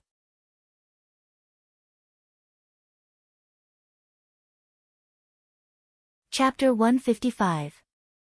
Xiao Bao gradually stopped sobbing. He lifted his little face, and his big eyes were still filled with tears. Mommy, is Xiao Yi your child too? Xia Dong's breathing instantly stopped. Her beautiful eyes were instantly filled with shock. She fiercely pinched her palm before she found her voice again. Xiao Bao, why would you have such a strange thought? Then why did you take the bullet for him? Xiao Bao's face was filled with grief and indignation. Xia Dong pursed her lips and tried to calm herself down. He's a child, and mommy is an adult. It's normal for adults to protect children. Is that really the case? His dark eyes stared straight at her as if he wanted to look into the depths of her heart. Of course. Why would mommy lie to you? Xia Dong laughed dryly and patted his head. Don't let your imagination run wild. Let's go home. She started the car and looked straight ahead. She focused on driving as if nothing had happened. Xiao Bao's heart was filled with suspicion. He was not a 3-year-old child who could be fooled so easily. He had caught his mommy's flash of panic just now. He would definitely find out the truth. It was midsummer, and the weather could change at any moment. It was a poisonous day when they left the old Bailey mansion. They had just reached the foot of the mountain when it suddenly started raining heavily. The rain splashed against the car window. Xia Dong slowed down the car and glanced sideways at Xiao Bao, who was staring out the window in a daze. Baby, did Xiao Yi speak today? Xiao Bao had already begun to suspect that his mommy was also Bailey Yi's mommy. When he heard that she was concerned about him, the suspicion in his heart intensified. He was very upset and said angrily, she did. It's a good thing that she spoke. Xia Dong smiled, but then she thought about how Xiao Bao ran down the stairs crying. Could it be that even Xiao Yi knew? Worry surfaced in her heart again. Her phone suddenly rang. It was a call from Mika Keto. Hello, Brother Shen. Mika Keto stood in front of the floor-to-ceiling window in the office and looked at the pouring rain outside. Her expression was a little heavy. Are you home now? It's raining heavily outside. Not yet. We just reached the foot of the mountain in the villa area. Brother Shen, is something the matter? Xia Dong noticed that his tone was a little heavy. Mika Keto rubbed her eyebrows. Something happened in Japan. I need to go back to deal with it. Xia Dong frowned. What's going on? Is it serious? Sumiyoshi Kai and Inagawa Kai have recently stolen a lot of Yamaguchi-gumi's business. I heard that Inagawa Kai has also smuggled a large number of drugs from Vietnam. They want to invade Yamaguchi-gumi's sphere of influence. The Sumiyoshi Kai and the Inagawa Kai were the two major Japanese gangs, second only to the Yamaguchi-gumi. The three gangs were harmonious on the surface, but in fact, there were undercurrents and constant struggles. They must have known that the leader of Yamaguchi-gumi was not in the Japanese headquarters, so they took the opportunity to seize territory. Mika Keto felt that drugs were too harmful, so she hated them very much. In her sphere of influence, the sale of drugs was prohibited. Mika Keto was aiming at this fat piece of meat and wanted to introduce drugs to her. Xia Dong quickly understood the seriousness of the matter and said, Brother Shen, have you booked the plane tickets? When do you plan to go back? I'll rush back tonight. I'll ask Lu Xing to stay and protect you. Mika Keto had already asked Jiang Dao to pack his luggage and leave it in the office. After he settled the company's matters, he would take a plane back to Japan. Okay, Brother Shen. You have to take care of yourself. Don't let yourself get hurt, okay? Mika Keto smiled, and her eyes were filled with tenderness. I know. You have to take care of yourself too. Take good care of the children and wait for me to come back. I know. Xia Dong listened to him say a few more words and handed the earpiece to Xiao Bao. Baby, Uncle Shen has something to say to you. Uncle Shen, are you going back to Japan? Xiao Bao put on the earpiece, puffed up his cheeks, and said, when will you come back? Half a month at least, and a month at most. I'll be back as soon as possible. Mika Keto said softly, Xiao Bao, you're already a man. You have to listen to mommy and take good care of Gigai, okay? Okay, I know. I'll also look after mom and not let her run around, lest she gets into trouble again. His voice was young, but his expression was serious. He looked like a little old man. The corners of Beitang Shen's lips curled up. He was half joking and half serious. If other men approach her, remember to chase them away. Xiao Bao nodded seriously. Yes, that's right. Before Mika Keto left, she had already arranged everything. She was worried that Xia Dong would tire herself out, so she specially hired a nanny. In addition to Lu Xing, who was ordered to protect her, there was also a female bodyguard named Suzaku who rushed over from Japan to protect them. Suzaku arrived in China the next morning. She was very beautiful, charming, and gorgeous, but it was a pity that she had a cold expression on her face, as if someone owed her a lot of money. Xia Dong joked in Japanese, Suzaku, I just found out that Yamaguchi-gumi has such a beautiful bodyguard like you. Suzaku replied in Chinese, strictly speaking, I'm not a member of Yamaguchi-gumi. I just signed an agreement with Mika Keto and worked for him. Oh, I see. Xia Dong nodded in understanding. Suddenly, her eyes narrowed. You're from China? Yes. Suzaku was a woman of few words. Miss Xia, if there's nothing else, I'll go out first. Okay, thank you for your hard work. I'll prepare a room for you. Xia Dong lived in a 3-bedroom apartment. She planned to let Xiao Guai sleep with her and leave Xiao Guai's room for Suzaku. As for Lu Xing, she would let him do whatever he wanted after work. Xia Dong had been unkind for a long time. No, I have a house in a city. Suzaku had a villa in a city before she was sent to Japan by Mika Keto. It was obvious that being a killer was a high-risk, high-income profession. The rain didn't stop until evening. Bailey Han drove back to the old house. Immediately, a servant was waiting for him at the gate with an umbrella. As soon as he opened the car door, the servant held the umbrella and said with a smile, Young master, you're finally back. Little master is speaking. A look of surprise flashed across Bailey Han's eyes. He quickened his pace and walked to the living room. As soon as he reached the door of the living room, he heard the old lady's laughter and Xiao Yi's clear and tender voice. He seemed to be telling a joke, which made the old lady laugh. Bailey Xiong and Bai Jinxiu were also sitting in the living room with smiles on their faces. The servant took off his wet coat and hung it on the floor hanger. Bai Jinxiu smiled and said, Han, you're back at the right time. Come and listen to Xiao Yi's joke. It made the old lady very happy. That's right. Come and listen too. The old lady wiped the tears from the corners of her eyes. No one could tell if they were tears of laughter or tears of joy. Daddy, you're back. Xiao Yi stood up from the sofa and greeted him Gigai. Bailey Han patted his head, picked him up, and put him on his lap. What joke is Xiao Yi telling? Tell it to Daddy too. Okay. His beautiful eyes curved. But Daddy, I have a condition. If I can make you laugh, you have to promise me one thing. You've learned to negotiate with Daddy? Bailey Han's eyes were smiling. His cold and handsome face seemed to soften a lot. He ruffled his hair. Let's hear it. He pursed his lips, and his dark eyes were filled with anticipation. Daddy, I want to thank Chief Editor Xia in person. I know that she took good care of me when I was sick. The old lady's expression changed. She wanted to say something, but in the end, she held back. Bailey Xiong and his wife's expressions were also a little ugly. Bailey Han's lips curved. You should thank her, but I can only make a decision after I hear your joke. Little Wingsy's eyebrows also curved as he began to tell a lively joke.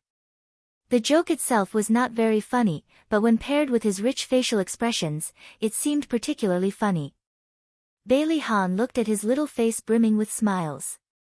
That pair of eyes that were as bright as the stars made him smile from the bottom of his heart. He realized that after his son fell ill, he had become a little different. His expression had become richer, and he smiled more often. He enjoyed the change in his son. Before going to bed, Bailey Han went to Xiao Yi's room.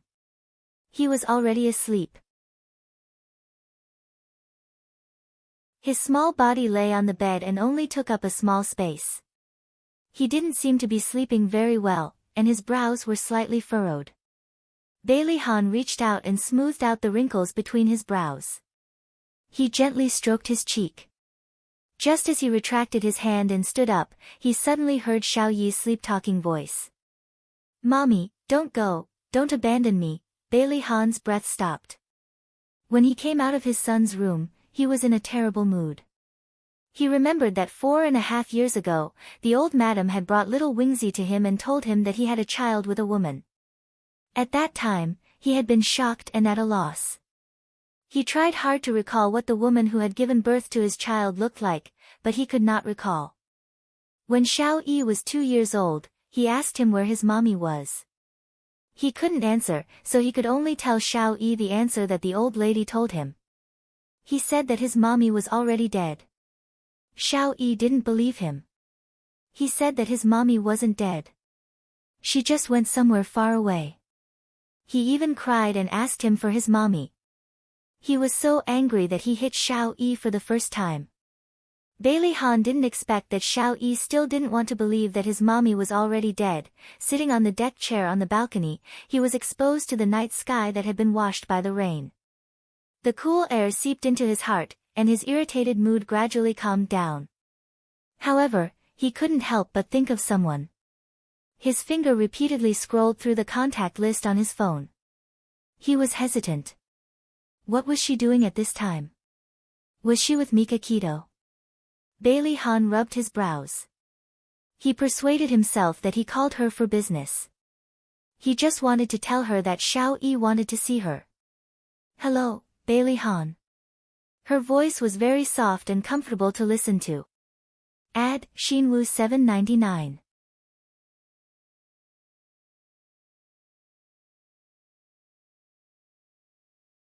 Chapter 156. He paused. "Xia Dong, Xiao Yi is willing to talk." She smiled happily. "Congratulations." He smiled. "I'm very grateful for everything you've done." Xiao Yi is also very grateful. He wants to thank you in person. "When are you free? I'd like to treat you to a meal." "Well." Xia Dong glanced at the little guys who were playing games on the sofa. "It's okay. We didn't do anything." His voice was low. "Don't misunderstand. I don't mean anything else. If Mr. Beitang is willing to come, I'd be honored." Xia Dong knew that he had misunderstood. She quickly said, "No, Brother Shen went to Japan. He won't have any objections. I just don't think there's a need." She slapped her forehead gloomily. Xiao Bao was already suspicious. Maybe Xiao Yi was also suspicious. She just wanted to fade out of Xiao Yi's sight temporarily. "I insist. Xia Dong, don't reject me." He was like a supreme king announcing his decision. "I'll pick you and the children up at 6:00 tomorrow night." "But beep beep." The call ended. Xia Dong held her forehead helplessly. He was too domineering. She hadn't even finished speaking. Bailey Han knew that old madam didn't like Xia Dong, so he specially arranged for the banquet to be held in his villa to avoid awkwardness for Xia Dong. Although he and Xiao Yi hadn't returned to the villa for a long time, the servants still cleaned the place every day. It was spotless. When they returned, they didn't feel uncomfortable at all. According to his instructions, the butler added a rocking chair, hanging basket, seesaw, and other children's play facilities in the garden. In just one afternoon, the butler led the servants to decorate the villa's outdoor balcony into a Caribbean-style banquet venue. Under the blue sky and white clouds, the golden sunset covered the entire open-air balcony with a layer of faint radiance. Tall palm trees, coconut trees, and date trees exuded the unique fragrance of trees and fruits. Under the parasols, there were a few white reclining chairs placed side by side. The ground was covered with a layer of fine and soft white sand, which was said to be specially transported from overseas beaches. Not far away, there was a barbecue rack. A foreign chef in a chef's uniform had already started barbecuing the meat. The fresh meat sizzled on the barbecue rack, and the aroma of the meat permeated the air. A violinist stood by the railing, his back facing the setting sun as he played a melodious tune. Bailey Han was wearing a white tuxedo, and Xiao Yi was also wearing a white suit.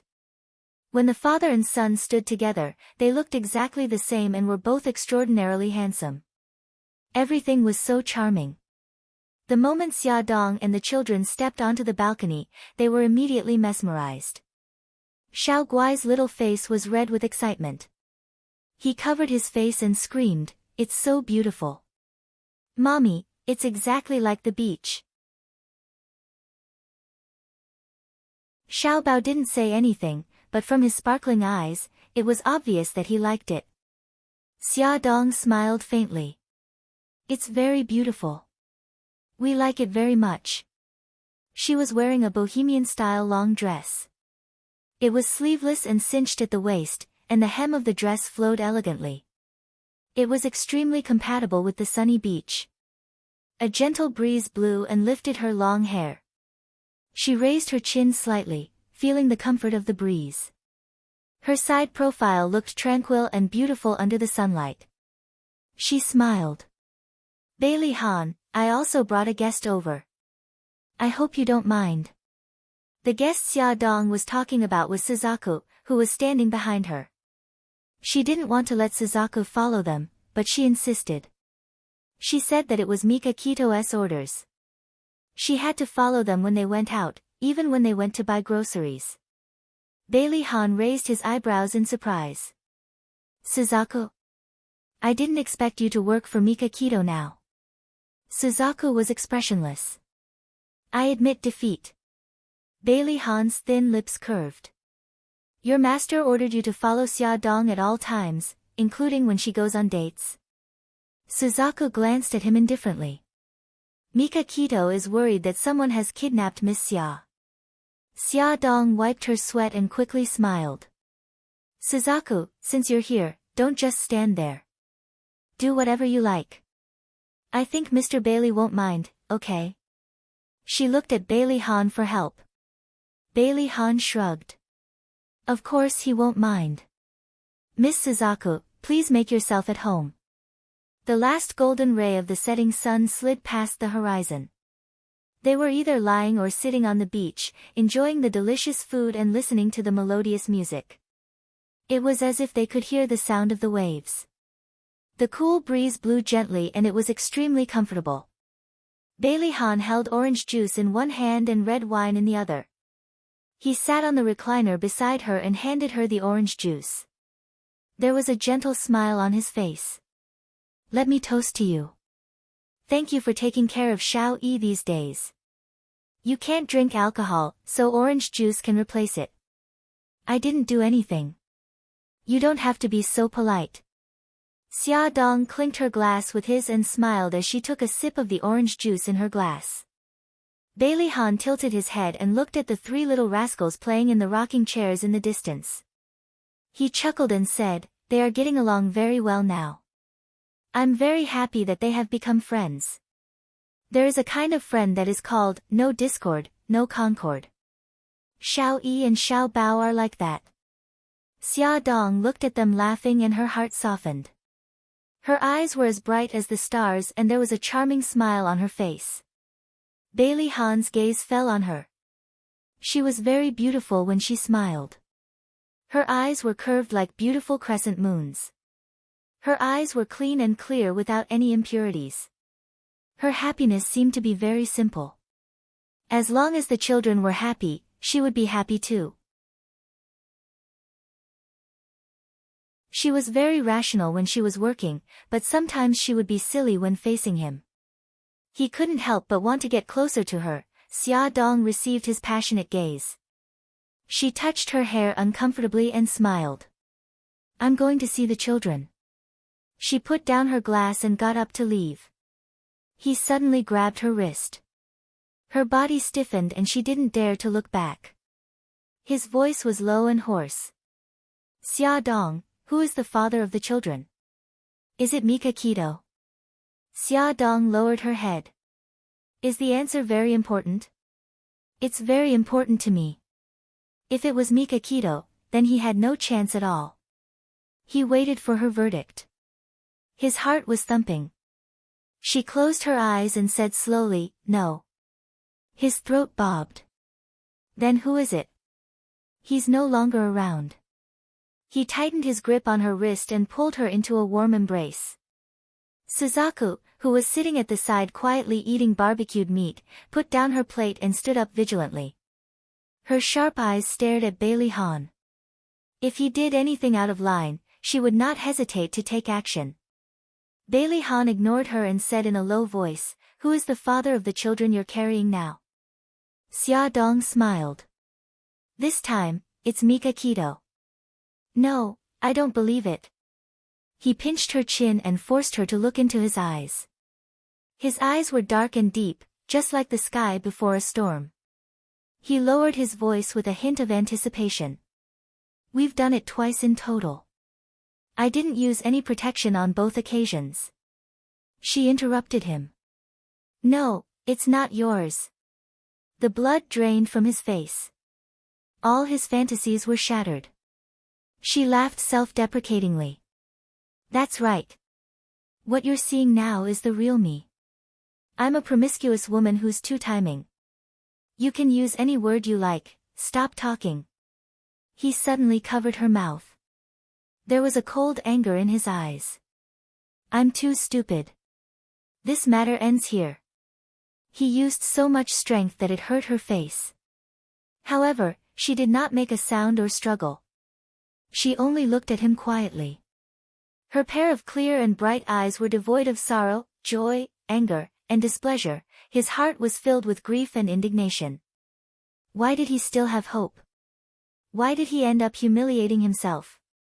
Suzaku said coldly, "Bailey Han, let go of Miss Xia. You're not allowed to bully my mommy. Let go of her." Xiao Bao realized that there was something wrong with the adults here. She jumped down from the rocking chair and rushed over without thinking. She kicked Bailey Han's long legs fiercely. Bailey Han slowly released his hand. His face was dark as he left the balcony without a word. He was in a terrible mood and needed to be alone to get some fresh air. With the crisis resolved, Suzaku sat down and continued to enjoy the food and wine. "Mom, are you alright?" Xiao Bao nudged Xia Dong, who was frozen on the spot, worriedly. "I'm fine." Xia Dong revealed a smile and sat down on the rocking chair. Xiao Yi also ran over and pointed at the fruit platter on the table. "Chief Editor Xia, the servants just delivered these fruits. What do you like to eat? I'll get it for you." He looked so cute in his white suit. Xia Dong couldn't help but pat his head. She smiled and said, "Thank you, Xiao Yi, but there's no need. I'm already full." "Brother, come over quickly. There's a little bug on the rocking chair. I don't dare to get down." Xiao Bao and Xiao Yi both ran away, leaving Xiao Guai alone on the rocking chair. She cried out pitifully. "Gigai, don't be afraid. I'll be right there." Xiao Bao ran away quickly. Xia Dong stood up and wanted to follow, but Xiao Yi suddenly grabbed her finger. There was a sweet smile on her little face. "Chief Editor Xia, I see a strand of white hair on your head. Can I pluck it out for you?" "Ah. White hair." Xia Dong was shocked. Was she that old? "Yes, Auntie. You're a little shorter. I'll pluck it out for you." Xia Dong glanced at the rocking chair. Xiao Bao should have already removed the bug. Xiao Guai jumped down from the rocking chair. The siblings walked over hand in hand. "Oh, okay. Then I'll have to trouble you." Xia Dong squatted down and lowered her head. She felt a pair of small hands caress her hair. Then, she felt a sudden pain. "Are you done?" she asked. "Yes, I'm done." Xiao Yi quickly plucked it out and put it in his pocket. She looked up. "Xiao Yi, let me see." Xiao Yi had already taken out a strand of white hair from his other pocket. He handed it to her. Actually, he picked it up from his great-grandmother's room. Attention, Hongcha 866.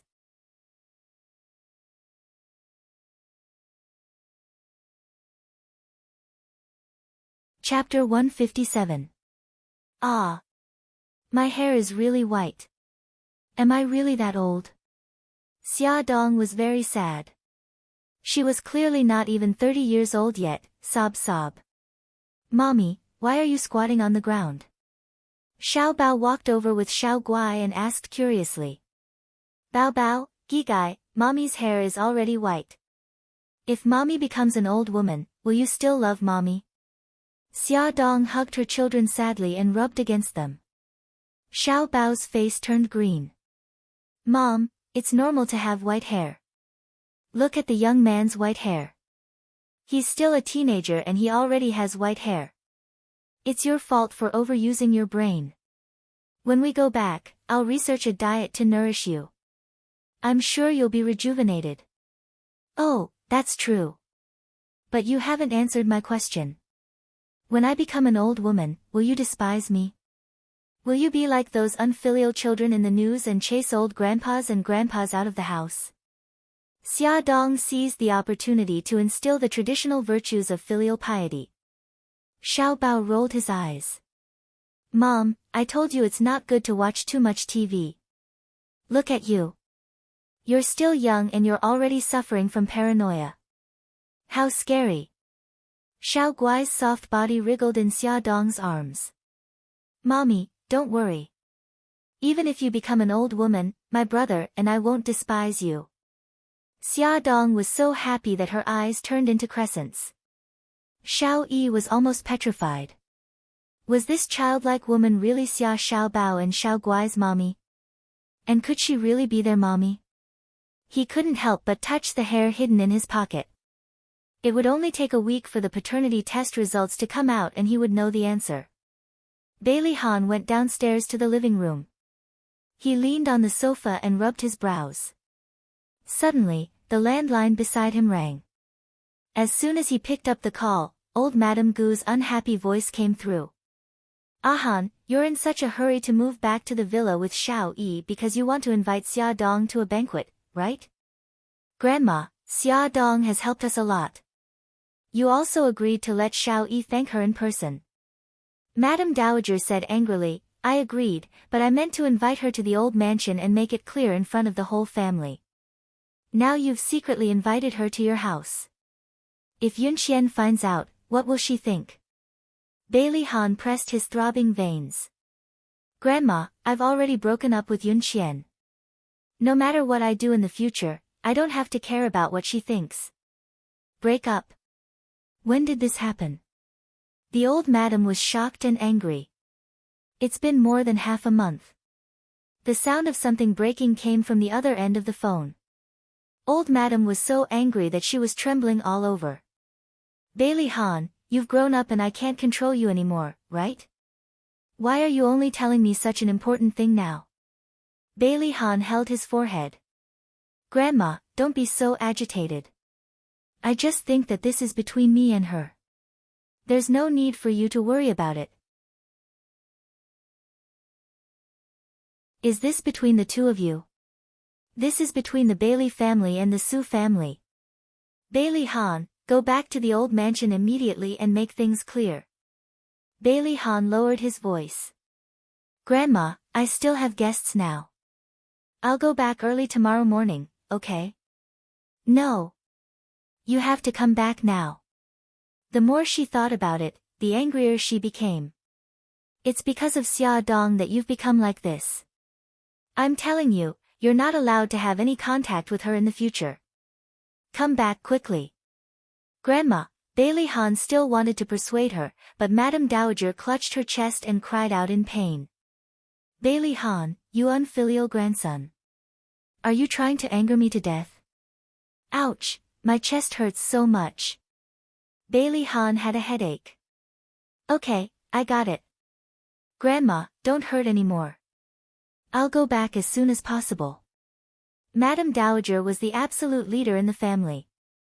No one dared to disobey her, including Bailey Han, who was very filial to her. Bailey Han returned to the balcony. Xia Dong was playing games with the children. When she saw him, she got up and said goodbye. It's getting late. I should go back. He nodded. I'll send you down.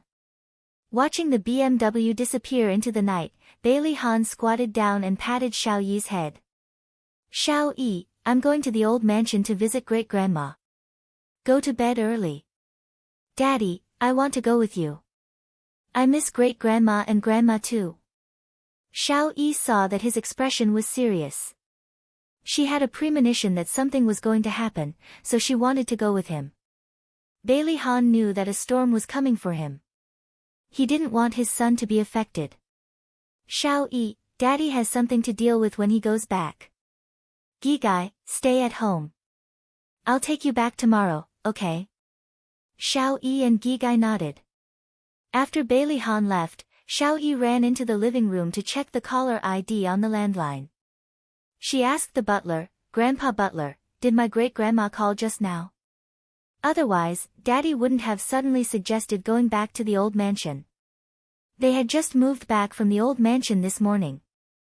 Yes, little master. What did they talk about? Xiao Yi's big eyes were filled with eagerness and anticipation. Grandpa Butler, you were in the living room just now. You must have heard it, right? This. The butler wiped the sweat from his forehead. He couldn't speak carelessly. Grandpa Butler, just tell me, okay? Xiao Yi suddenly hugged the butler's leg. She raised her little face and looked at him with a pair of big eyes. She imitated Xiao Bao's cute expression perfectly. Little master. The butler was in tears. Who could tell him why the usually mature and calm little master suddenly became a cute little cutie? In the end, the old butler, who liked children, couldn't resist Xiao Yi's cute tactics. He wiped his sweat and said, Old Madam and Elder Master were talking about Miss Su. It seems that Elder Master and Miss Su broke up. The old butler didn't dare to say anything else. What welcomed Bailey Han was a storm. As soon as he stepped into the living room of the old mansion, he felt the suffocating pressure in the living room. The whole family stared at him with dark faces. Old Madam stabbed the floor with her walking stick. Han, tell me, why did you break up with Yunxian? We're not compatible. After all, Su Yunxian was the woman he had loved for many years. Even if she had made a mistake, he didn't want his family to hate her, so he didn't tell them the real reason. Not compatible. Bai Jinxiu couldn't help but raise her voice. You've been together for 6 years. You betrayed her back then and had Xiao Yi with another woman. Not only did she not break up with you, but she also magnanimously helped you get back on your feet. Don't you remember? Now you want to break up with her because of a simple, we're not compatible. How can you face her? Bailey Han's eyes darkened. A few years ago, he had a car accident. Not only did he lose his memory, but his legs were also seriously injured. He almost couldn't stand up. It was Yun Qian who accompanied him for 6 months of rehabilitation before he could stand up again. In the bottom of his heart, he was full of gratitude and trust for her. It was because of his deep love that he blamed her. When he found out that his perfect lover had become a woman full of lies and unscrupulous in order to achieve her goals, his heart hurt more than anyone else. He was silent. Bailey Xiong was furious. He slammed the table and scolded sternly, Han, how can you face the Su family by doing this? What will outsiders think of the Bailey family? Bailey Han's heart sank. He stared sharply at his father. Others can blame me, but you don't have the right to do so.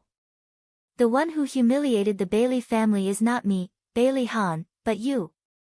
Back then, who didn't know that the young master of the Bailey family had a mistress outside and even brought his illegitimate child home? Even now, Lu Xiaoxiao was still living in the villa he bought for her. You unfilial son. Bailey Xiong was so angry that his blood pressure rose.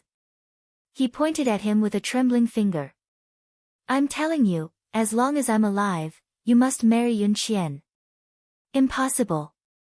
Bailey Han spat out these 3 words coldly. The elders were so angry that they were about to vomit blood.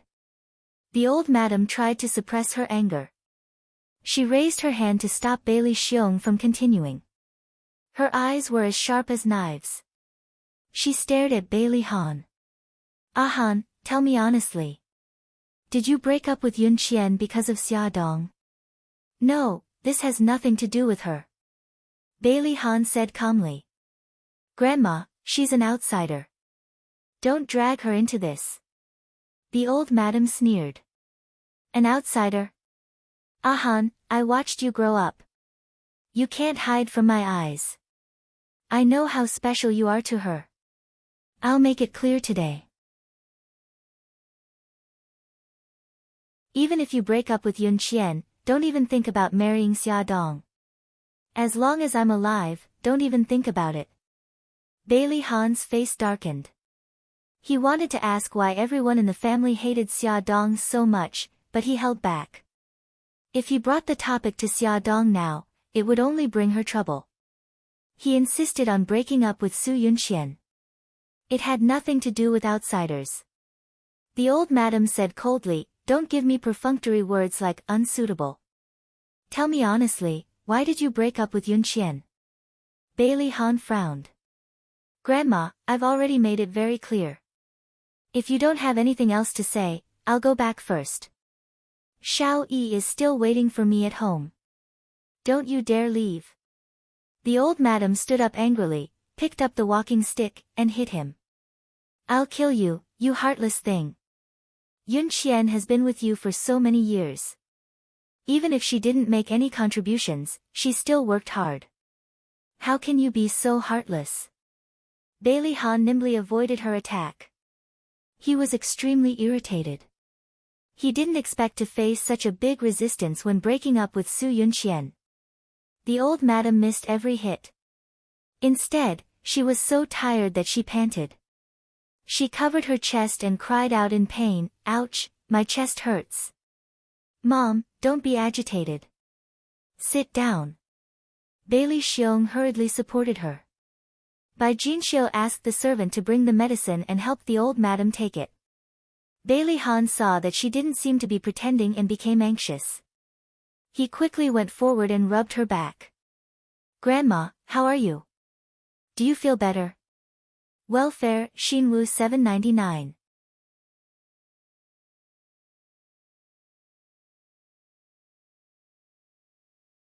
Chapter 158. The old madam took a deep breath and slapped him on the arm. Tears streamed down her face. You brat, why are you always so worrisome? I thought that you would be more mature now that you're a father, but you still did something so infuriating.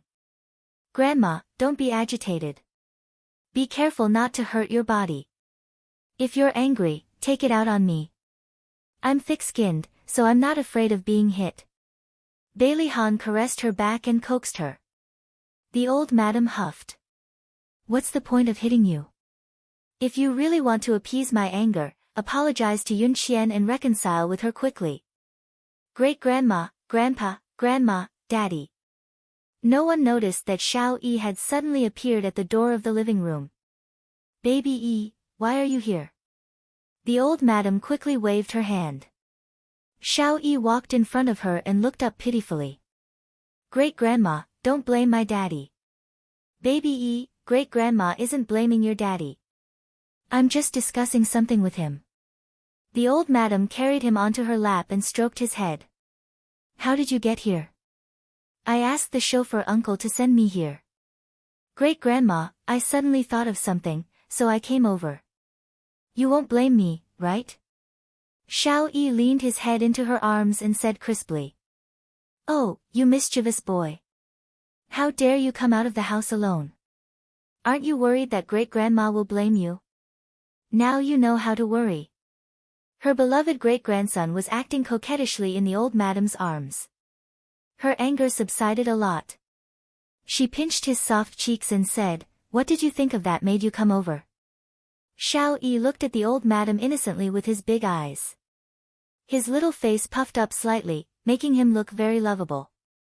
I was thinking about how I rolled down the stairs that night. The old madam was shocked. What happened? Xiao Yi paused and said, I accidentally heard Auntie Yun Qian talking to someone on the phone. The other party seemed to be called Godfather. That night, I went up the stairs with Auntie Yun Qian, and I asked her who Godfather was. Auntie Yun Qian seemed to be in a panic. She told me not to talk nonsense. I lied to her. I said I knew who the Godfather was, and she pushed me down the stairs. Xiao Yi's face was full of fear, and her small body trembled. She hugged the old madam's waist in fear. Great-grandmother, I'm so scared, the old madam was shocked. She hugged him tightly and patted his back. Xiao Yi, did you make a mistake? Why would Yun Qian push you down the stairs? Xiao Yi suddenly raised her head. Her bright eyes were filled with tears and her face was full of fear. Great-grandma, I didn't make a mistake. I didn't lie. She really pushed me down the stairs. No, how could this be? How could this be? The old madam couldn't believe it. Yun Qian had always been good to Xiao Yi. How could she do such a thing? If someone else said it, she definitely wouldn't believe it. But Xiao Yi never lied. Bailey Han's feelings were very complicated. He had always wanted to find out the truth about Xiao Yi falling down the stairs. But when he found out the truth, his heart hurt more than anyone else. Bai Jinxiu and Bailey Xiong were also shocked. Bai Jinxiu shook her head. I don't believe it. Xiao Yi, did you lie because you didn't want Yun Qian to be your mommy? I didn't. Grandma, every word I said was the truth. Xiao Yi said angrily. Bailey Han rubbed his brows and said in a deep voice, Mom, Xiao Yi didn't lie. That night, I heard Xiao Yi and Yun Qian's conversation at the top of the stairs. Did you also see Yun Qian push Xiao Yi down the stairs? Bai Jinxiu was very satisfied with Su Yunqian as her future daughter-in-law, so she naturally spoke up for her. Also, who is the godfather? Why did Yun Qian panic when she heard his name? The whole thing is completely baffling. Mom, although I didn't see Yun Qian push Xiao Yi down the stairs, I believe that Xiao Yi wouldn't lie. When Bailey Han looked at his mother now, it was as if he was looking at himself in the past. His bias towards Su Yunqian had already reached a terrifying level. Mom, the godfather is the middleman of a city's killer organization. Why did Yun Qian panic when she heard his name? Why did Xiao Yi hear her talking to the godfather? Isn't the information revealed clear enough? Bailey Han didn't want to involve Xia Dong's matter. Bai Jinxiu still didn't want to believe it. Old Madam's face turned pale. She was more rational than Bai Jinxiu, and of course, she thought more deeply than her. What else could a middleman of a killer organization do? It was either to reminisce about the past or to hire a killer. If it was the former, Yun Qian didn't have to panic. If it was the latter, it proved that she wasn't as kind and virtuous as she appeared to be. Since she wasn't a kind person, it was very likely that she pushed Xiao Yi down the stairs to silence her. Old Madam could accept that the woman in Bailey's family was ruthless. Otherwise, how could she support the whole Bailey's family? But she could only be ruthless to outsiders, not her own family. If Su Yunqian really did something to hurt Xiao Yi, then she couldn't enter Bailey's family. Old Madam already had a plan in her heart, but she didn't rush to make a conclusion. She looked up at Bailey Han and asked, "Is this why you broke up with Yun Qian?" Bailey Han didn't say anything, which was a tacit admission. Xiao Yi refused to let Su Yunqian off easily. He tugged at Old Madam's sleeve and said, "Great-grandma, I heard that Aunt Yun Qian is pregnant." "It's not Daddy's child, Xiao Yi, don't talk nonsense." Bai Jinxiu scolded him harshly. "You're still a child. What do you mean by pregnant? Where did you hear it from? Don't tell anyone. It'll ruin Yun Qian's reputation." "I'm not talking nonsense." Xiao Yi's eyes were filled with tears. He looked very pitiful. Old Madam couldn't bear to see Xiao Yi sad. Okay, Jinxiu, Xiao Yi is still a child. Just teach him well. Why are you shouting so loudly?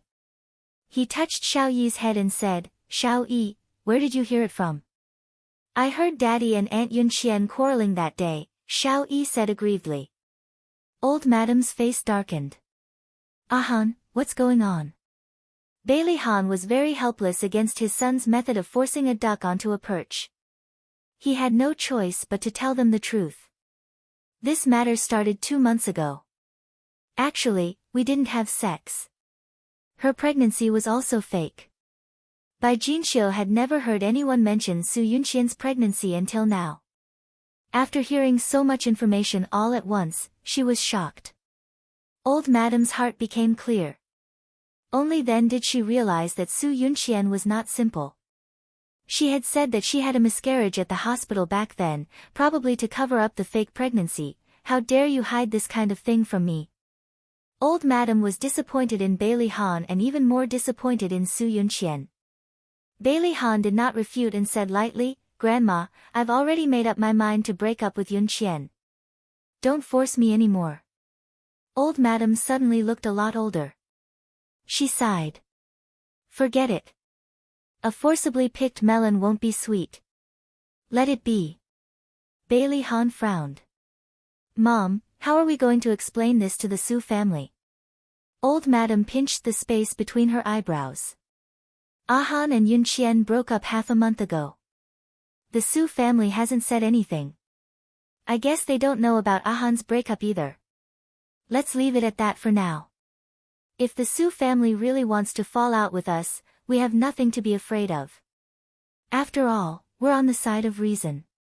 After the storm, everyone except Xiao Yi looked a little tired. Bailey Han brought Xiao Yi back to the villa. The father and son did not speak along the way. The atmosphere in the car was tense. The driver was sweating profusely. He brought the young master back to the old mansion without the eldest young master's permission. Would he be punished? Fortunately, Bailey Han did not mention this. After getting out of the car, Bailey Han sent Xiao Yi back to the room. Xiao Yi sat at the head of the bed unhappily with a sullen face. Bailey Han squatted in front of him and asked, Why are you unhappy? He pouted. Because Daddy is angry. Daddy, are you angry because I said bad things about Auntie Yunqian in front of Great-Grandma? Daddy is not angry. Bailey Han did not know how to explain his complicated feelings to him. He could only say, Auntie Yunqian might have done something wrong temporarily. If everyone knows that she did something wrong, she might never have the chance to change. I just don't want to see Great-Grandma blame Daddy. Xiao Yi's serious expression warmed Bailey Han's heart. He hugged his son tightly and said softly, Daddy knows. Xiao Yi reached out and hugged him. After a moment of silence, he said, Daddy, do you still remember what Mommy looks like? Bailey Han paused. I don't remember. Why are you suddenly asking about this? Xiao Yi's mood suddenly fell. Because I saw Xiao Bao and the others playing happily with Chief Editor Xia today, Bailey Han's body stiffened. He lied to him. Xiao Yi's mommy is a very gentle person. She loves Xiao Yi very much, just like Daddy. Really? Xiao Yi's big eyes welled up with tears. However, he buried his head in Bailey Han's chest and did not let him see it. It's true. Bailey Han gently stroked his back. Daddy, can you tell me how you met Mommy? There was a hint of nervousness in his soft voice. Bailey Han smiled bitterly. Actually, he did not remember either. He could only change what old Madam had told him before and tell Xiao Yi. Your Mommy and I met at a bar. We fell in love at first sight and soon had you. But why don't you remember what Mommy looks like? I really want to know what Mommy looks like. Xiao Yi was very sad. He had never even seen his mommy's photo since he was young. Even when he dreamed of Mommy, he could not clearly see her face. Daddy was once in a car accident and forgot a lot of things. He also forgot your Mommy. Xiao Yi, don't be sad. Daddy promises that he will love Xiao-yi even more in the future. Make up for your mommy's share, okay? Bailey Han saw his son cry sadly and felt worse than being stabbed by needles. Xiao-yi choked and said, okay. Awesome novel, Xinwu 799.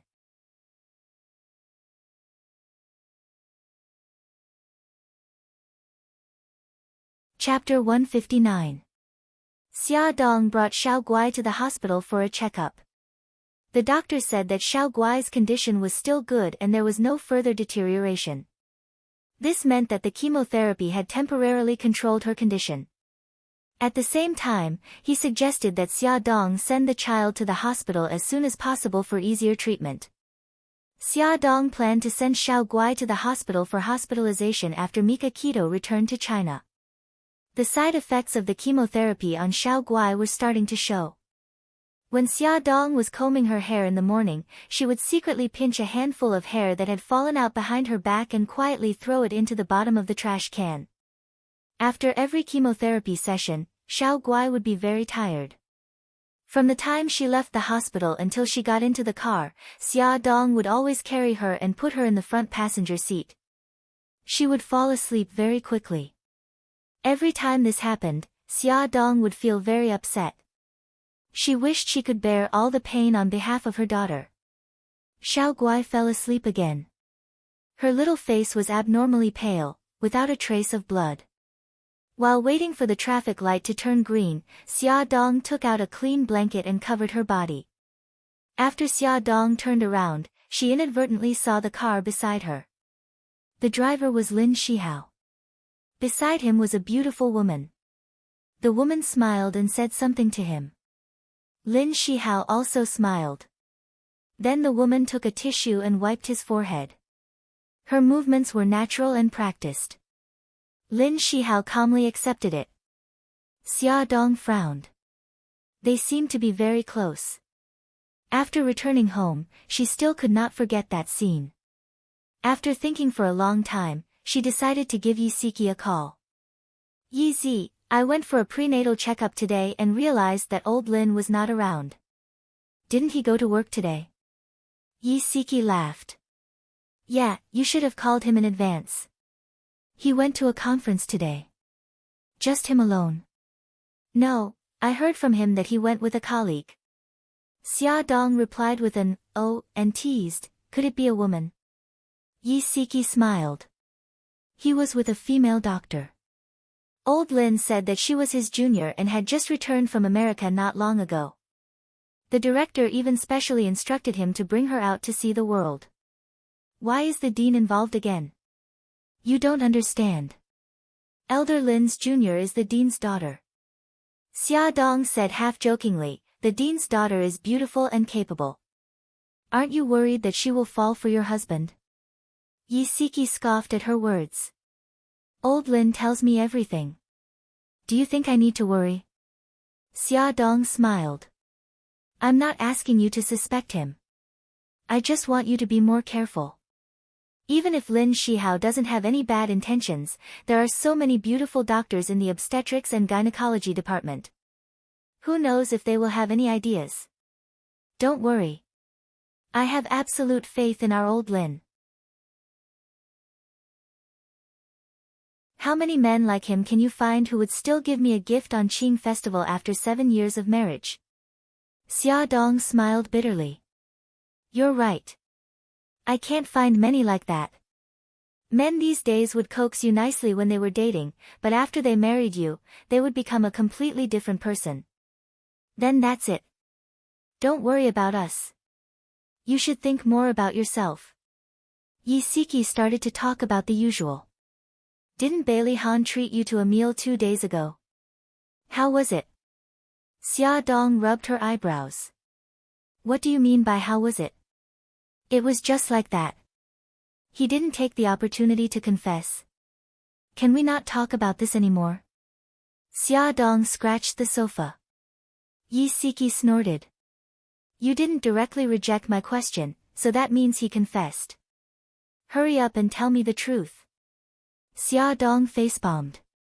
It's a loss for this industry if you don't become a paparazzi. Don't change the topic. Hurry up and tell me the truth. If you resist, you'll be severely punished. If you confess, you'll be lenient. Alright. Xia Dong scratched her head. Actually, it wasn't really a confession. And it wasn't on the day he treated me to a meal. Girl, can you please get to the point? Why are you dawdling? Xia Dong was speechless. My dear lady, you're really hard to please. Alright, I'll tell you. When he was discharged from the hospital, tell me. Although she was just repeating Bailey Han's words, Xia Dong's face still started to burn. Yi Siki clicked her tongue inside. I told you that he was interested in you, but you didn't believe me. With your EQ, if you were really in a relationship, you'd be so anxious. If you like him, you like him. Why do you have to beat around the bush? She really thought too highly of Bailey Han. Xia Dong was speechless. Yi Siki sighed. Actually, I've always thought highly of Mika Kido. Although he looks cold, he treats you and the children quite well. But the problem is that his profession is too dangerous. If you were to be with him, you'd be in a lot of danger. Comparing him to you, Bailey Han's advantages are obvious. Yi Siki didn't say anything else. She planned to change it to matchmaking Bailey Han and Xia Dong in the future. Xia Dong felt that she had failed.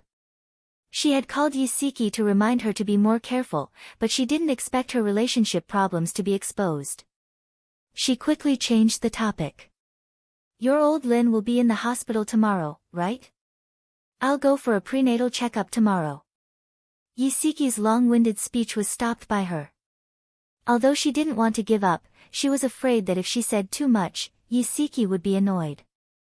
So, she followed her lead and said, yes, old Lin will go to the hospital tomorrow. Xia Dong heard the ringtone and said, Yi Zi, I have another call coming in. I'll hang up first. Okay. Call me if you need anything. Xia Dong ended the call with Yi Siki and answered Bailey Yun's call. Fox, what's the matter? Bailey Yun's voice was a little low. Xia, I want to meet you. Sure. You can decide the time and place. I know you have to take care of the children. I'll come to your place tonight. I'll call you when I arrive. Bailey Yun sounded a little off. Xia Dong was worried and asked a few more questions. He said that it was fine and that they would meet again tonight. Who would have thought that in the evening, it would start to drizzle? Xia Dong called Bailey Yun, but no one picked up. She walked to the window from time to time and looked out. She lived on the 5th floor and the window faced the neighborhood, so she could see everything clearly. After about half an hour, a Lamborghini slowly drove into the neighborhood. Xia Dong had already changed her clothes. She said a few words to the children and went downstairs with her phone and umbrella. Before she entered the elevator, she received a call from Bai Liyun. Xia, I'm at your place. Come down. Okay. Give me 2 minutes. I'm going into the elevator. She walked out of the door and saw him standing in the rain without an umbrella. The rain fell on him sporadically. She quickened her pace and walked over to him. She held the umbrella over his head and said, It's raining. Why didn't you wait in the car? His hair was already wet. His handsome face was also covered with rain. His charming fox eyes were slightly narrowed as he stared straight at her. What's wrong? Xia Dong felt uncomfortable being stared at by him. He smiled and chuckled. I'll take you somewhere. Okay. Xia Dong followed him into the car and handed him a tissue. Wipe your face. You're all wet. Bailey Yun took the tissue and wiped his face casually. The Lamborghini slowly drove out of the neighborhood. After driving for more than 10 minutes, it stopped on the road near the man-made lake. We're here. Bailey Yun suddenly leaned over. His handsome face was getting closer and closer to her. She grabbed the seat belt awkwardly. He chuckled. I'll help you unbuckle your seat belt. I can do it myself. Xia Dong quickly unbuckled her seatbelt and got out of the car. Bailey Yun walked to her side and held her hand. Without looking at her, he said softly, "The steps are slippery. Be careful." Xia Dong was too embarrassed to push his hand away. The man-made lake wasn't very big. There was a pavilion beside it. When Xia Dong got closer, she realized that there were dozens of lotus lanterns floating in the lake. All of the lotus lanterns were gathered in the shape of a heart. Although the rain wasn't heavy, there was wind. The wind blew the candles in the lotus lanterns until the flames flickered, but none of them went out. "Did you light all these lanterns yourself?" He nodded and asked with a chuckle, "Do they look good?" "Yes, but why did you light so many lanterns?" Xia Dong was still wondering why he was so wet when the rain wasn't heavy. It turned out that he had lit the lanterns in the rain earlier. Bailey Yun's face twitched uncontrollably. He reached out and knocked on her forehead. "I beg of you. Can't you be a little more romantic?" "Oh." Xia Dong rubbed her forehead innocently. "It's not that I'm not romantic. It's just that I find it strange. It's not like today is a special day." By the lake, the night was cold. In the lake, the candlelight flickered and the waves were beautiful. They stood in the pavilion, quietly looking at the lake and the candlelight. He suddenly reached out his arm and turned her shoulder around. His eyes looked at her seriously, as if he wanted to see into her heart. She was a little flustered. Bailey Yun held her shoulders with a serious expression. "Xia Dong, I love you." He thought about what Xiao Tianxing said for a long time. In the end, he decided to stake everything on one throw to let her understand his feelings. "I love you." This was the first time someone had confessed to her in such a clear and straightforward manner, but she was still extremely flustered. "Fox, don't joke around." His fingers gripped her shoulders so tightly that they hurt. His voice was serious and urgent. "I'm not joking. Xia Dong, I've liked you for 5 years." Her heart trembled. She bit her lip and didn't dare to look into his eyes. He waited anxiously for her to speak. After a long time, Xia Dong finally said the 3 words that he didn't want to hear the most. "I'm sorry." His heart, which had been in his throat, suddenly fell to the bottom of the valley and shattered into pieces. After a long time, he found his voice again. It was bitter and hoarse. "Why?" Xia Dong smiled bitterly. "Look, I already have 2 children, and I'm pregnant with a 3rd. You, on the other hand, are handsome, rich, and charming. We're not compatible at all." The light in his eyes disappeared. He stared at her flat stomach in disbelief. "Why, you're pregnant?" Awesome novel, Hongcha 866. You're tuning into the Blissful Bookshelf YouTube channel. We're so grateful for your support, and don't forget to subscribe to join us on this incredible journey through captivating stories. Your generosity through donations truly makes a world of difference, as it's the primary source of revenue that allows me to expand and enhance this channel for you.